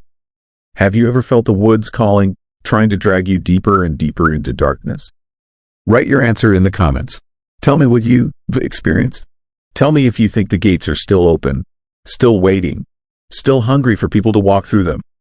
Tell me if you've ever felt that rawness in the air, that corruption in the fabric of reality that I felt the moment I stepped through gate 2.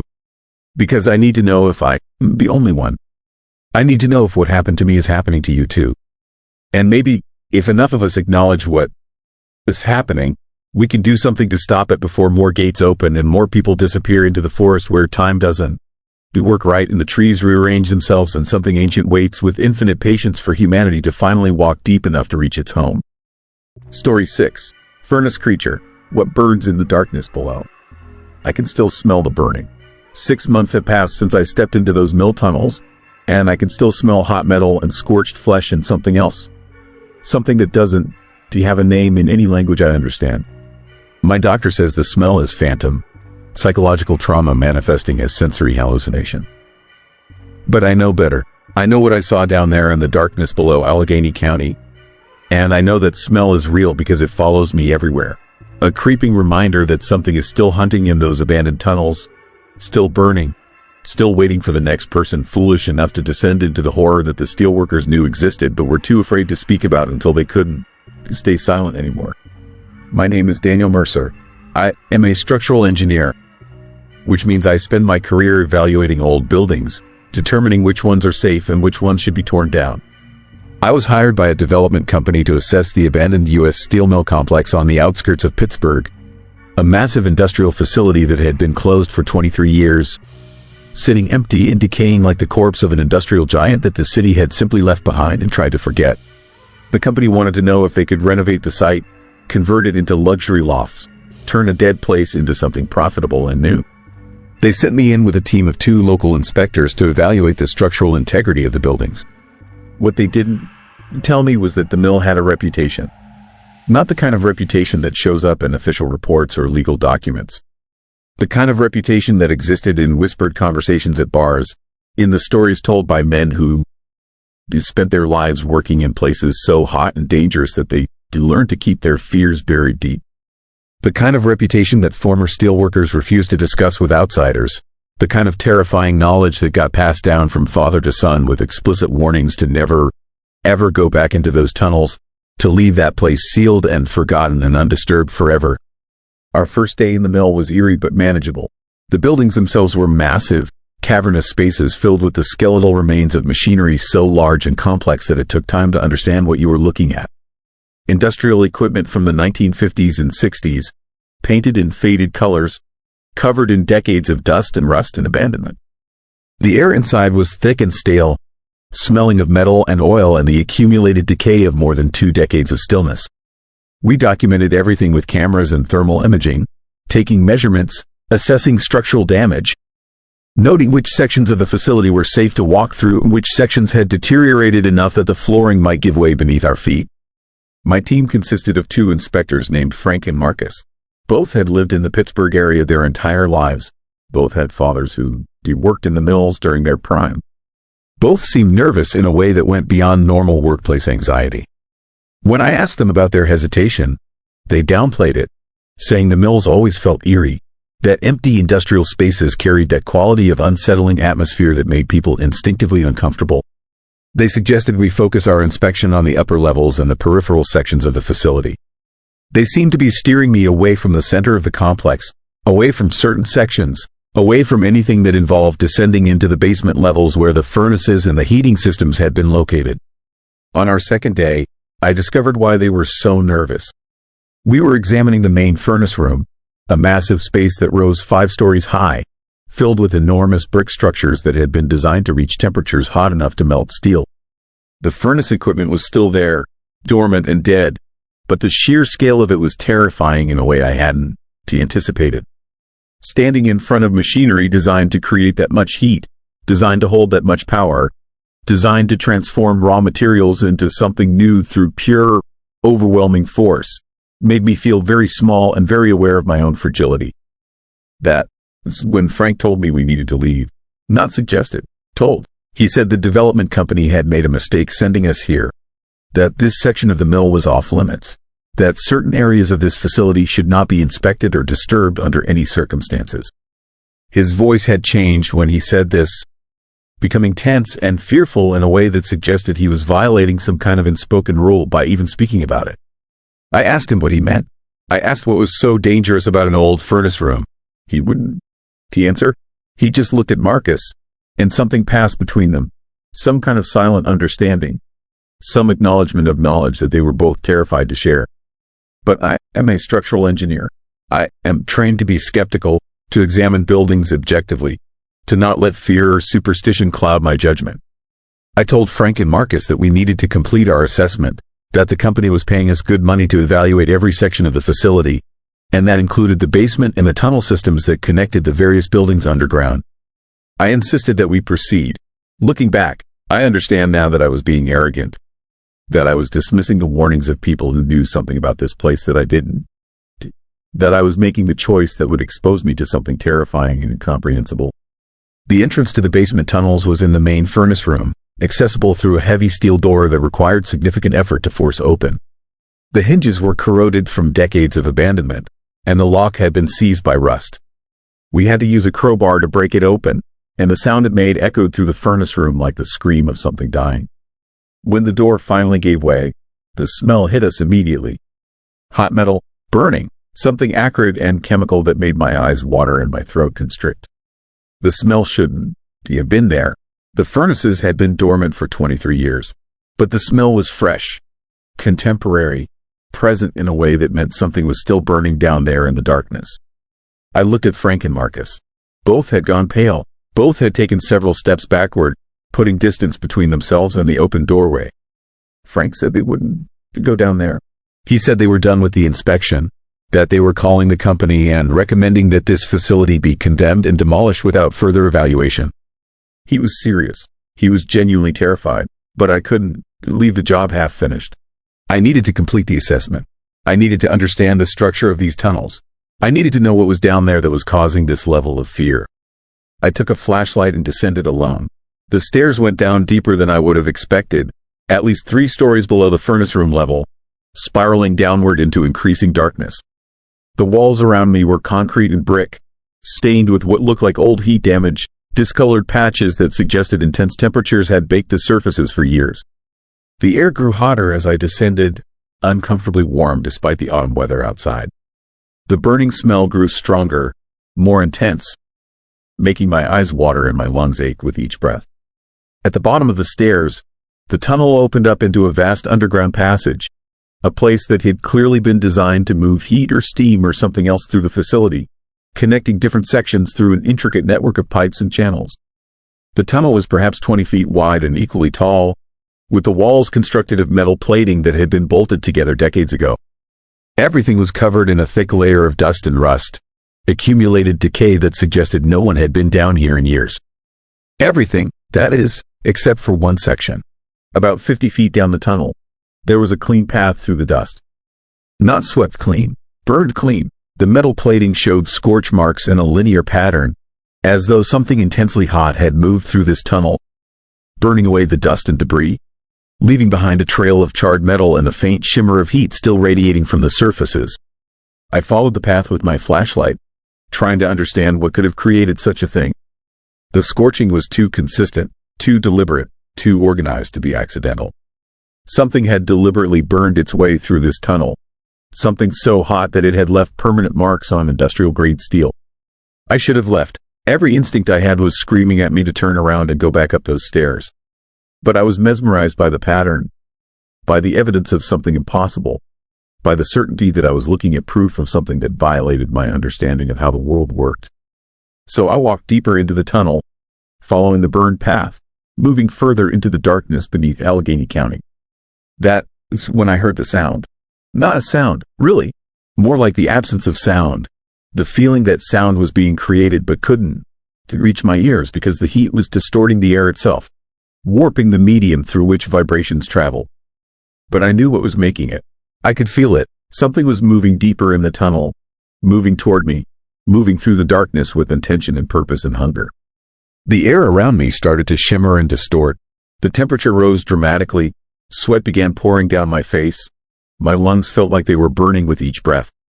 The heat was becoming unbearable, terrifyingly intense, creeping beyond the point where human flesh could survive exposure. And then I saw it, the furnace creature. I don't have a better name for it. It was a shape, roughly humanoid, but made entirely of burning, glowing metal.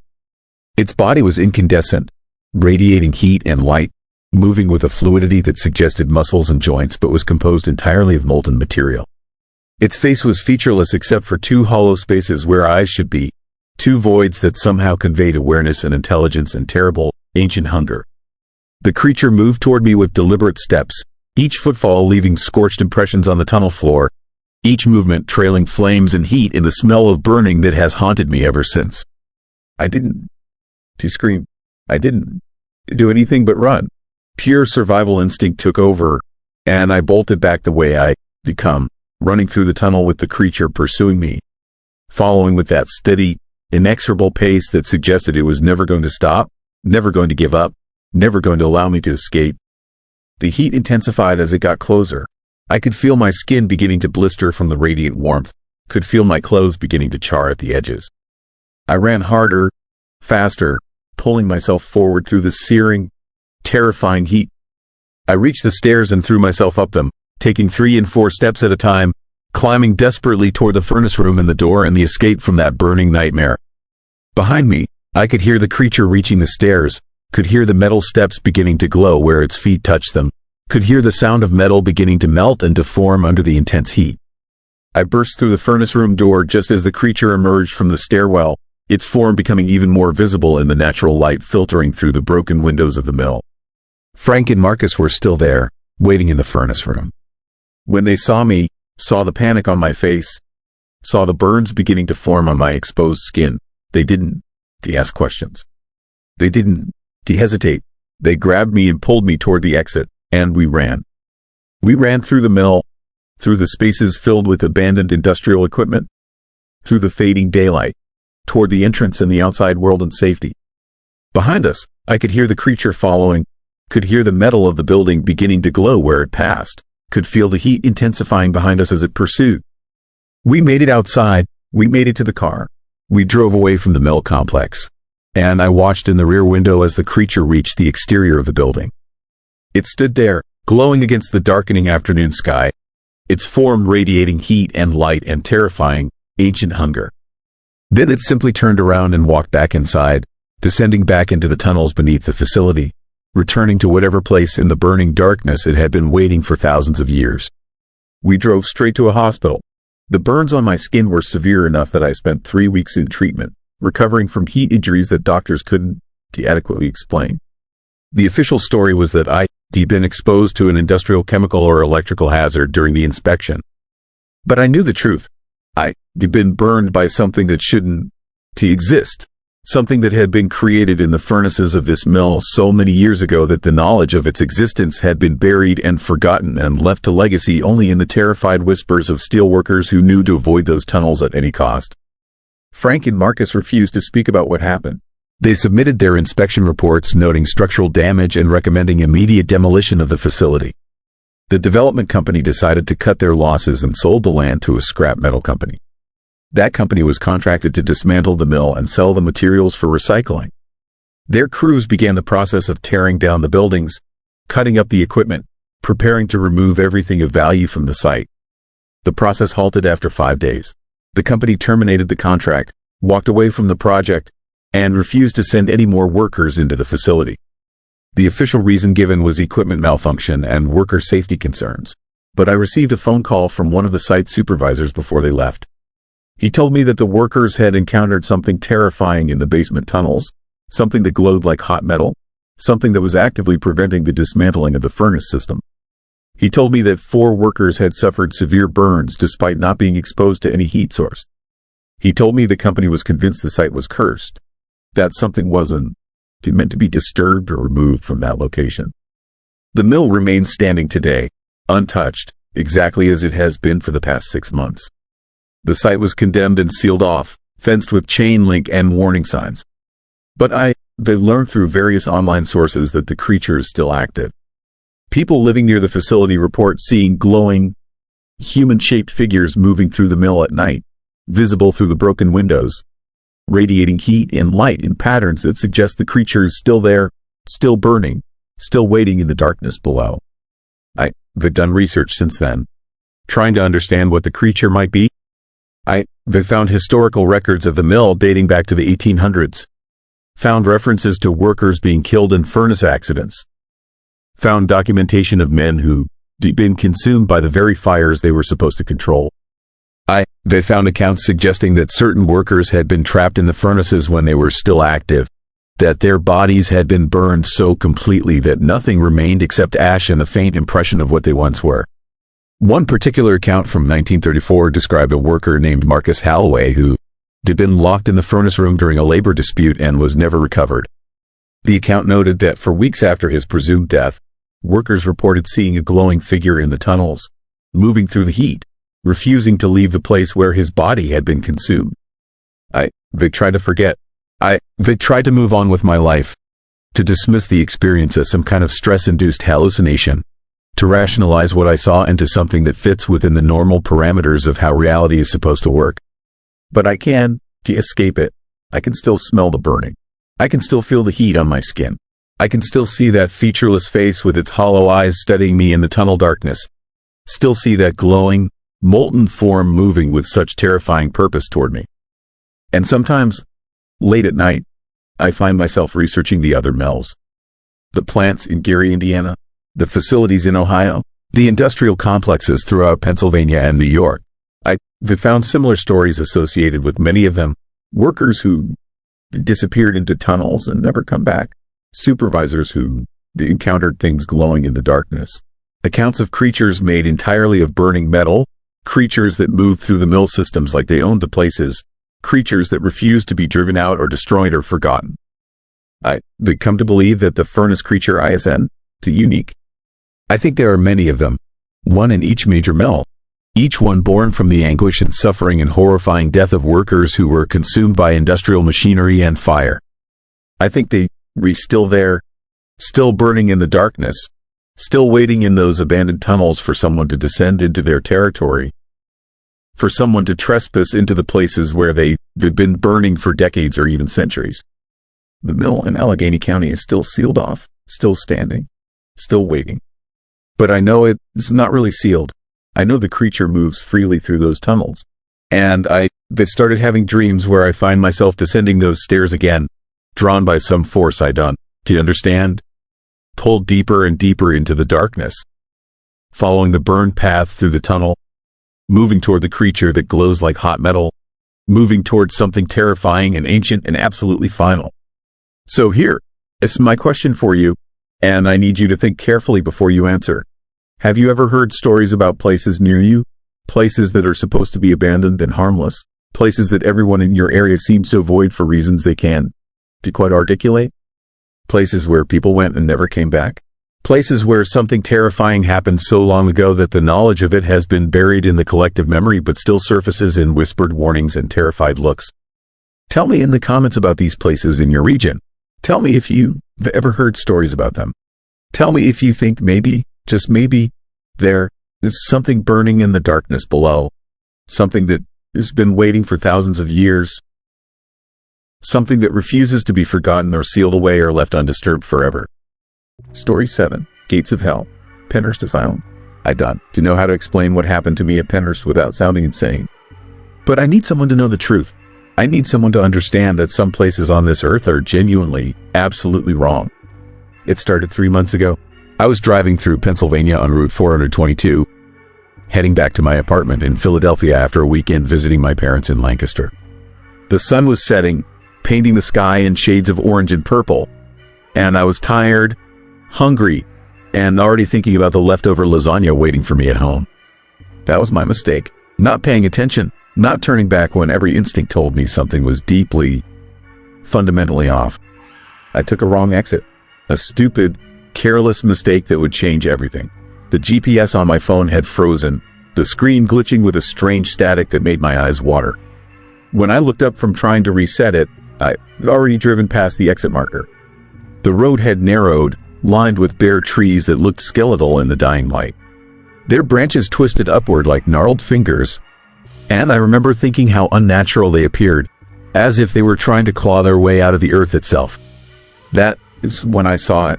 Rising from the dead landscape like a haunted monument to human suffering, Pennhurst Asylum loomed against the darkening sky. I knew about Pennhurst. Everyone from Pennsylvania knew about Pennhurst. It was famous in the way that terrifying places become famous. The history was horrifying enough without any paranormal elements. Built in 1908 as a facility for children with developmental disabilities, Pennhurst became something far darker over its decades of operation. Thousands of children had been confined there. Thousands suffered in those walls. The conditions were nightmarish, even by the standards of the time. Children were chained to beds. They were beaten, abused, and neglected. Some died from untreated illnesses. Others simply disappeared into the system, forgotten by everyone who loved them. When the doors finally closed in 1987, after decades of litigation and exposure of the horrific conditions inside, the building was left abandoned. Completely, utterly abandoned. No demolition, No renovation, just left to rot, with all of its dark history seeping into the very foundation. My heart was racing as I drove closer. I knew I should turn around. I knew nothing good could come from approaching that place as darkness began to settle over the landscape. But something compelled me forward. Not desire, not curiosity, exactly, more like a pulling sensation, as if invisible hooks were embedded in my chest, drawing me toward the enormous complex. The main building was enormous, a brick and stone structure that seemed to stretch on forever. Its windows were dark, utterly black, like the eye sockets of a massive skull. Some windows were broken, jagged glass catching the last rays of sunlight. But most remained intact, sealed shut, hiding whatever secrets lay behind them. The architecture was early 20th century institutional, the kind designed to look imposing and authoritarian, to make patients feel small, to make them feel trapped. I pulled my car into the cracked asphalt parking lot. Weeds pushed through every gap in the pavement, reaching toward the dimming sky like they were desperate for light, desperate to escape the corrupted earth beneath. The silence was absolute, not the peaceful silence of an empty countryside, but an aggressive, suffocating quiet that seemed to press against my eardrums. I stepped out of the car. Even now, I wonder why I did this, why I didn't simply drive away and find another route. But I couldn't. To move. I was frozen there in the fading daylight, staring at the towering structure before me. Up close, the building was even more disturbing than it appeared from the road. The brick was stained with something dark, as if the walls themselves were bleeding. The paint on the trim was peeling away in long, skeletal strips. And there was a smell. God, the smell, like decay and something chemical, something that made my throat close up and my eyes water. The front entrance was sealed with boards and chains, but there was another way. I could see an administrative building to the left, smaller and slightly less damaged. One of its side doors hung open, the lock mechanism broken and hanging useless on the metal frame. Every part of my mind screamed at me not to enter. I was a college-educated woman in my late 30s. I had a job I loved, friends I cared about, a sensible life. I should have trusted that voice. I should have gotten back in my car and driven away as fast as possible. Instead, I walked toward that open door. The air inside was instantly different. It was colder, for one thing. Dramatically colder, as if I stepped into a freezer. My breath came out in visible clouds. The door closed behind me with a soft click, and I was enveloped in complete darkness. I pulled out my phone, turned on the flashlight, and immediately regretted it. The beam of light seemed to make the darkness worse somehow, creating harsh shadows that danced and twisted in ways that made my stomach churn. The hallway was lined with doors, each one marked with a number and nothing else. Offices, I assumed, medical records, administrative functions, but the doors themselves were eerie, painted an institutional green that had faded to a sickly color somewhere between olive and mold. Some doors were locked, others hung open, revealing rooms filled with overturned furniture and scattered papers. Files were strewn across the floor like autumn leaves, their edges curled and yellowed with age. I moved deeper into the building. I don't know how long I walked. Time felt strange in that place, stretched and distorted. My footsteps echoed on linoleum floors that were cracked and warped. The walls pressed in on me, and I became acutely aware of how utterly alone I was. If something happened to me in here, if I fell or got trapped, no one would know. No one would find me for days, maybe weeks. That was when I heard the sound. It was faint at first, barely audible, a scratching noise, like something metal dragging across concrete. I froze, listening. It came again, louder this time, and then it stopped. The silence that followed was somehow worse than the noise itself. My heart was pounding so hard I was sure it would give away my position, as if there were something in this building that was listening for me, hunting me. I told myself it was probably an animal, a rat or a raccoon. Pennsylvania had plenty of wildlife that could have made that sound, but even as I thought it, I didn't believe it. The scratching had sounded deliberate, purposeful, almost like something was trying to get my attention. I moved forward, my flashlight beam shaking in my trembling hand. The hallway opened into a larger space, what must have been a common area or gathering room. And that is when I saw them. Restraints, metal restraints bolted to the walls and floor. Leather straps, cracked and blackened with age, hung from metal rings. Some still had chains attached, coiled on the floor like frozen snakes. This was where they kept people. This was where they contained human beings. where they strapped children to walls and floors, where they left them in the dark. The thought was so horrifying, so profoundly disturbing, that I felt sick. A wave of nausea washed over me, and I had to lean against the wall to steady myself. That is when I felt it. A presence, something watching me from the darkness beyond my flashlight's reach. I spun around, sweeping my light across the room, but there was nothing there. Just empty shadows and the skeletal remains of old furniture. But the feeling persisted. I was being observed, studied, evaluated. That is when I realized something truly chilling. The restraints around me weren't the only things in this room. There were beds, metal frame beds with stained, rotted mattresses still on them. And something about those beds made my skin crawl. Something about them felt wrong, felt haunted. I could almost see the children who had been confined to those beds, could almost hear their crying echoing through the decades. I forced myself to move. I had to get out of this building. I had to leave Pennhurst behind and pretend this night had never happened. But the building seemed to want to keep me. Doors that had been opened slammed shut as I passed them. The hallway twisted and turned in ways that didn't seem to follow the building's actual layout. I would turn a corner expecting to see the way I came, only to face another identical hallway stretching into darkness. The temperature dropped further. I could see frost forming on the windows, spreading across the glass in intricate patterns that looked almost like writing. Almost like a warning. My breath came in rapid, shallow gasps now. Panic was setting in, that primal animal fear that overrides logic and reason. And then I found the ward. It was massive, taking up the entire eastern wing of the building. This was where they kept the most severely affected residents, the ones deemed most dangerous or most incurable, the ones that needed the most supervision and the harshest treatment. The space was filled with beds, dozens of them, arranged in perfect rows. Every bed still had restraints attached. Every bed was positioned so that the occupants would have been able to see each other, to suffer together in a shared nightmare. But it was what I found in the center of the ward that made my blood freeze in my veins. There was a record book, a massive leather-bound ledger sitting on a desk, its pages yellowed and brittle. I knew I shouldn't touch it. Every instinct screamed at me to leave it alone, to run from this place and never return. But I had to see. I had to understand what had been documented in this facility. The handwriting was neat, clinical, describing children by number rather than name. Entry after entry detailed treatments, restraint techniques, medications administered in doses that seemed staggeringly large. But it was the notations in the margins that made my skin crawl. Words like resistant, difficult, beyond help.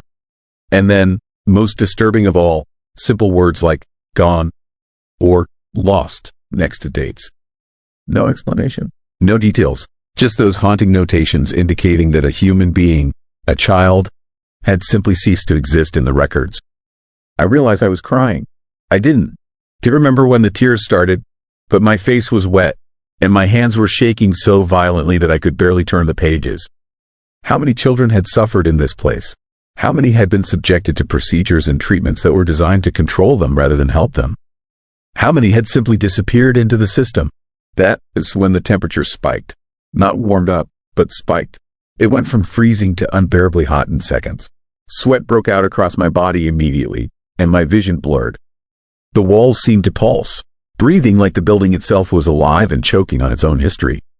And the smell, that chemical smell I encountered when I first entered the building, intensified until it filled my nostrils and coated the back of my throat. I heard the sound then. Not scratching this time, but something far more disturbing. It sounded like whimpering, the sound of children crying, dozens of them, all at once.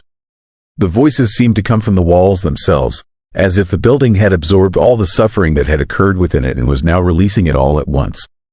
I ran. I didn't care which direction I was heading anymore. I just knew I had to escape. The hallways seemed to rearrange themselves around me, twisting into configurations that shouldn't have been possible. I ran through doorways that opened into rooms I hadn't seen before, rooms that were even more horrifying than the last. A surgery theater with instruments still on the tables, instruments that looked far too large and crude for any legitimate medical procedure.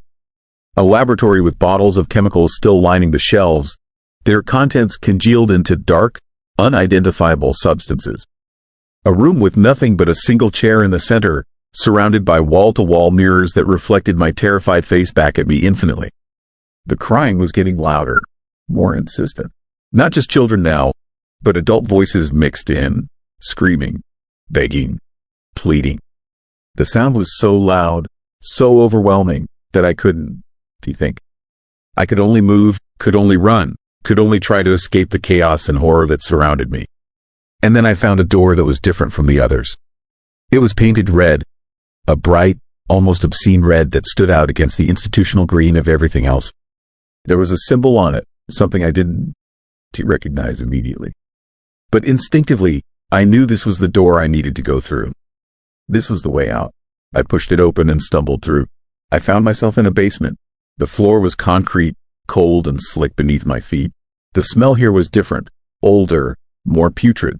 Decay, death, the building, its history concentrated into its lowest point, seeping into the earth like a stain. And there were more restraints here, more chains, more evidence of suffering. But these were different. These were industrial, massive, designed for bodies much larger than the children upstairs. The walls were covered in scratches, thousands of them, maybe millions. Fingernail scratches, gouge marks, handprints, an entire archive of desperate attempts to escape, to claw through solid brick and concrete.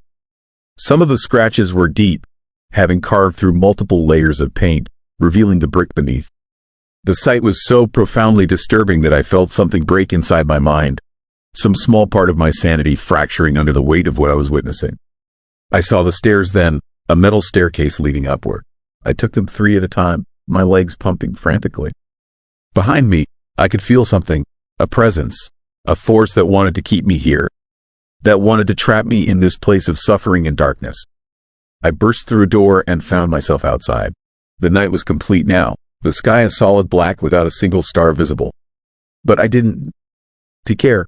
I ran toward where I thought my car was parked, my lungs burning, my legs screaming in protest.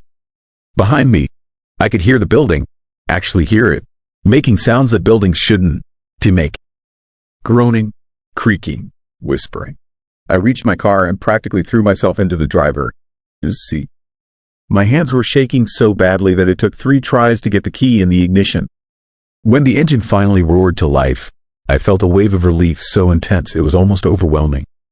But it was premature. The car wouldn't move. I pressed the accelerator, but the vehicle remained stationary. The tires just spun uselessly against the pavement, as if the building itself was holding me in place, refusing to let me go. I tried again and again, panic climbing in my throat like fingers around my neck. It's when I looked in the rearview mirror, there were faces in the windows of the building, dozens of them, pressing against the glass, distorted and wrong, their mouths open in silent screams. They were pale, almost luminescent, and their eyes were completely black, devoid of any humanity or emotion. They were watching me, all of them, staring at me with an intensity that felt like physical pressure. And then the car moved. It lurched forward suddenly, my tires finally gripping the pavement. I didn't slow down until I was miles away from Pennhurst, until I was back on Route 422, until the landscape had returned to normal, trees and fields and the occasional light from distant houses. My hands didn't stop shaking until I reached my apartment. I didn't sleep that night. I sat in my living room, all the lights on, my phone in my hand, ready to call 911 if anything else happened. Nothing did. Slowly, as the night progressed into early morning, I began to convince myself that it had all been some kind of panic attack, some kind of stress-induced hallucination. But I knew better. 3 weeks later, I received a letter. There was no return address, no postage mark, nothing to indicate how it had arrived at my apartment. Inside was a single photograph. It showed me, sitting in my car in the parking lot at Pennhurst, taken from inside the building looking out through one of those dark windows. Behind me, just barely visible in the reflection, was one of those pale, twisted faces, its black eyes staring directly at the camera. On the back, written in that same clinical handwriting I'd seen in the ledger, was a single line, "You left something behind."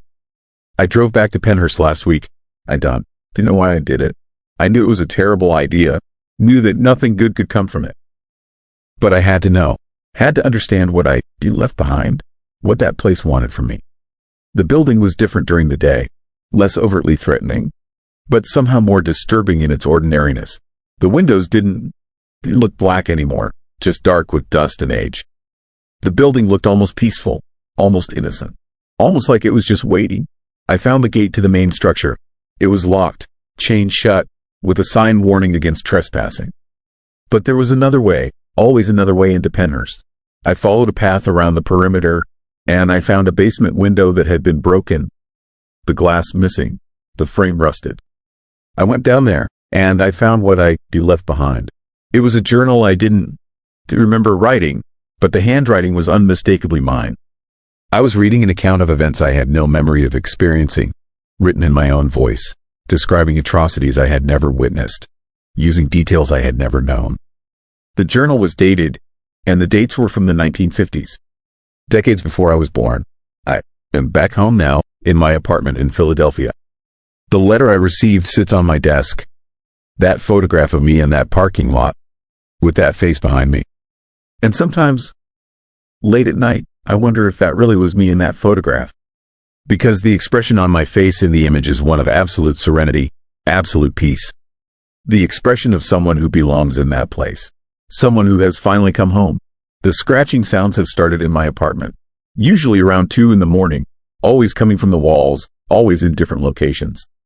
I had the building inspected. Nothing. No rats, no animals, no structural damage. Just those sounds, night after night, getting louder, getting more insistent. And last night, I saw a face in my bathroom mirror. Pale, twisted, with eyes completely black, for just a moment, and then it was gone. But I think I recognized it. I think it was me, or rather, it was who I was, who I've always been, who I've been for the last 75 years, trapped in Pennhurst, enduring horrors that the human mind can barely comprehend. The building never lets anyone go. It just waits. It absorbs them, and then it returns them to the world, carrying a piece of its darkness with them forever. And slowly, inevitably, it pulls them back. The scratching sounds are getting louder now. They're not just in the walls anymore. They re in my head, clawing at the inside of my skull, demanding to be let out. And I think I'm finally ready to answer their call. I think I'm finally ready to go home. Because Pennhurst Asylum, ISN, just a terrifying, haunted place where children suffered unimaginable cruelty. It is a gateway, a door that opens both ways, and once it has opened the door for you, once it has marked you with its curse, the most chilling question ISN to whether you survive. The question is, are you really the same person who drove away that night? Blank, _ blank, before you leave, I have one question for you. If you found yourself trapped in a place like Pennhurst, completely cut off from help with no way out, would you run? Or would you stay and uncover the truth, no matter how horrifying that truth might be? Write your answer in the comments below. So now, 7 locations, 7 cursed places where reality breaks down and something ancient waits in the darkness. But remember what I promised you at the beginning? The common thread that connects all of these stories? Here it is, and listen carefully because this could save your life. Every single one of these locations has one thing in common. They were all places where intense human suffering occurred. Not just death, but prolonged suffering. Pain that was so concentrated, so overwhelming, that it somehow imprinted itself on the location. Scientists call it residual energy. Paranormal investigators call it a haunting. But I call it what it really is, a warning. These places done. Just remember what happened. They trying to add to their collection. They looking for new victims, new suffering to absorb. And they target a very specific type of person, the curious ones. The skeptics, the people who say, it's just an old building. What's the worst that could happen? So here is my advice. If you ever find yourself near an abandoned location that everyone warns you about, that has legends and horror stories surrounding it, that makes your skin crawl just looking at it, listen to that feeling. Your instincts are smarter than your curiosity. That uncomfortable sensation, that is your survival instinct screaming at you to run, to ignore it. Now, I told you at the beginning that 3 people from these stories are still missing. That is true, but what I didn't tell you is that one of them has been leaving comments on horror videos. Videos just like this one, using their real account, saying things that don't make sense, warning people about places they couldn't possibly know about. Their family confirmed it's their account, but they vanished 6 months ago. Check the comments below, see if you can find them. They re here somewhere, watching, waiting, trying to warn us about something. But before you go diving into that nightmare, you need to do something for me. If you haven't subscribed yet, do it right now. We're on a mission to hit 100,000 subscribers by the end of next month, and every single one of you matters. When we hit that milestone, I'm releasing something special. A live investigation at one of the locations mentioned in this video. Yes, I'm actually going there, with cameras, at night, and subscribers get to vote on which location I visit first.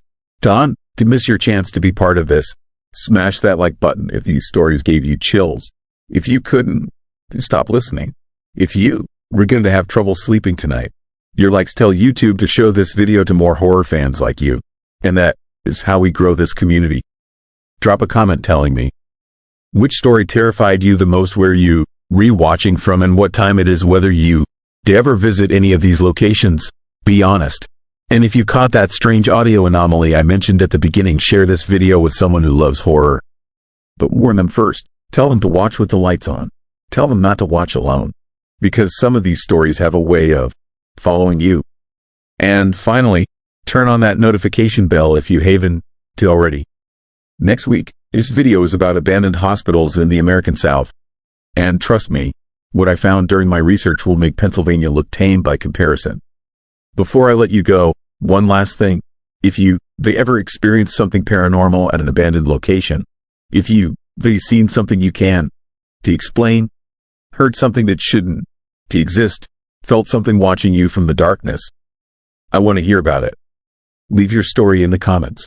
The best ones will be featured in upcoming videos, and who knows, maybe your experience will help someone else avoid the same mistake. Remember, not all abandoned places are empty. Some of them are still very, very occupied, and some things that live in the darkness are just waiting for curious people to cross the threshold.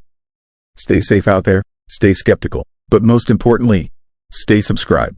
This is Vesper Shroud, reminding you that some doors should stay closed, some places should stay forgotten, and some stories should never be investigated. I'll see you next week, if you make it that long.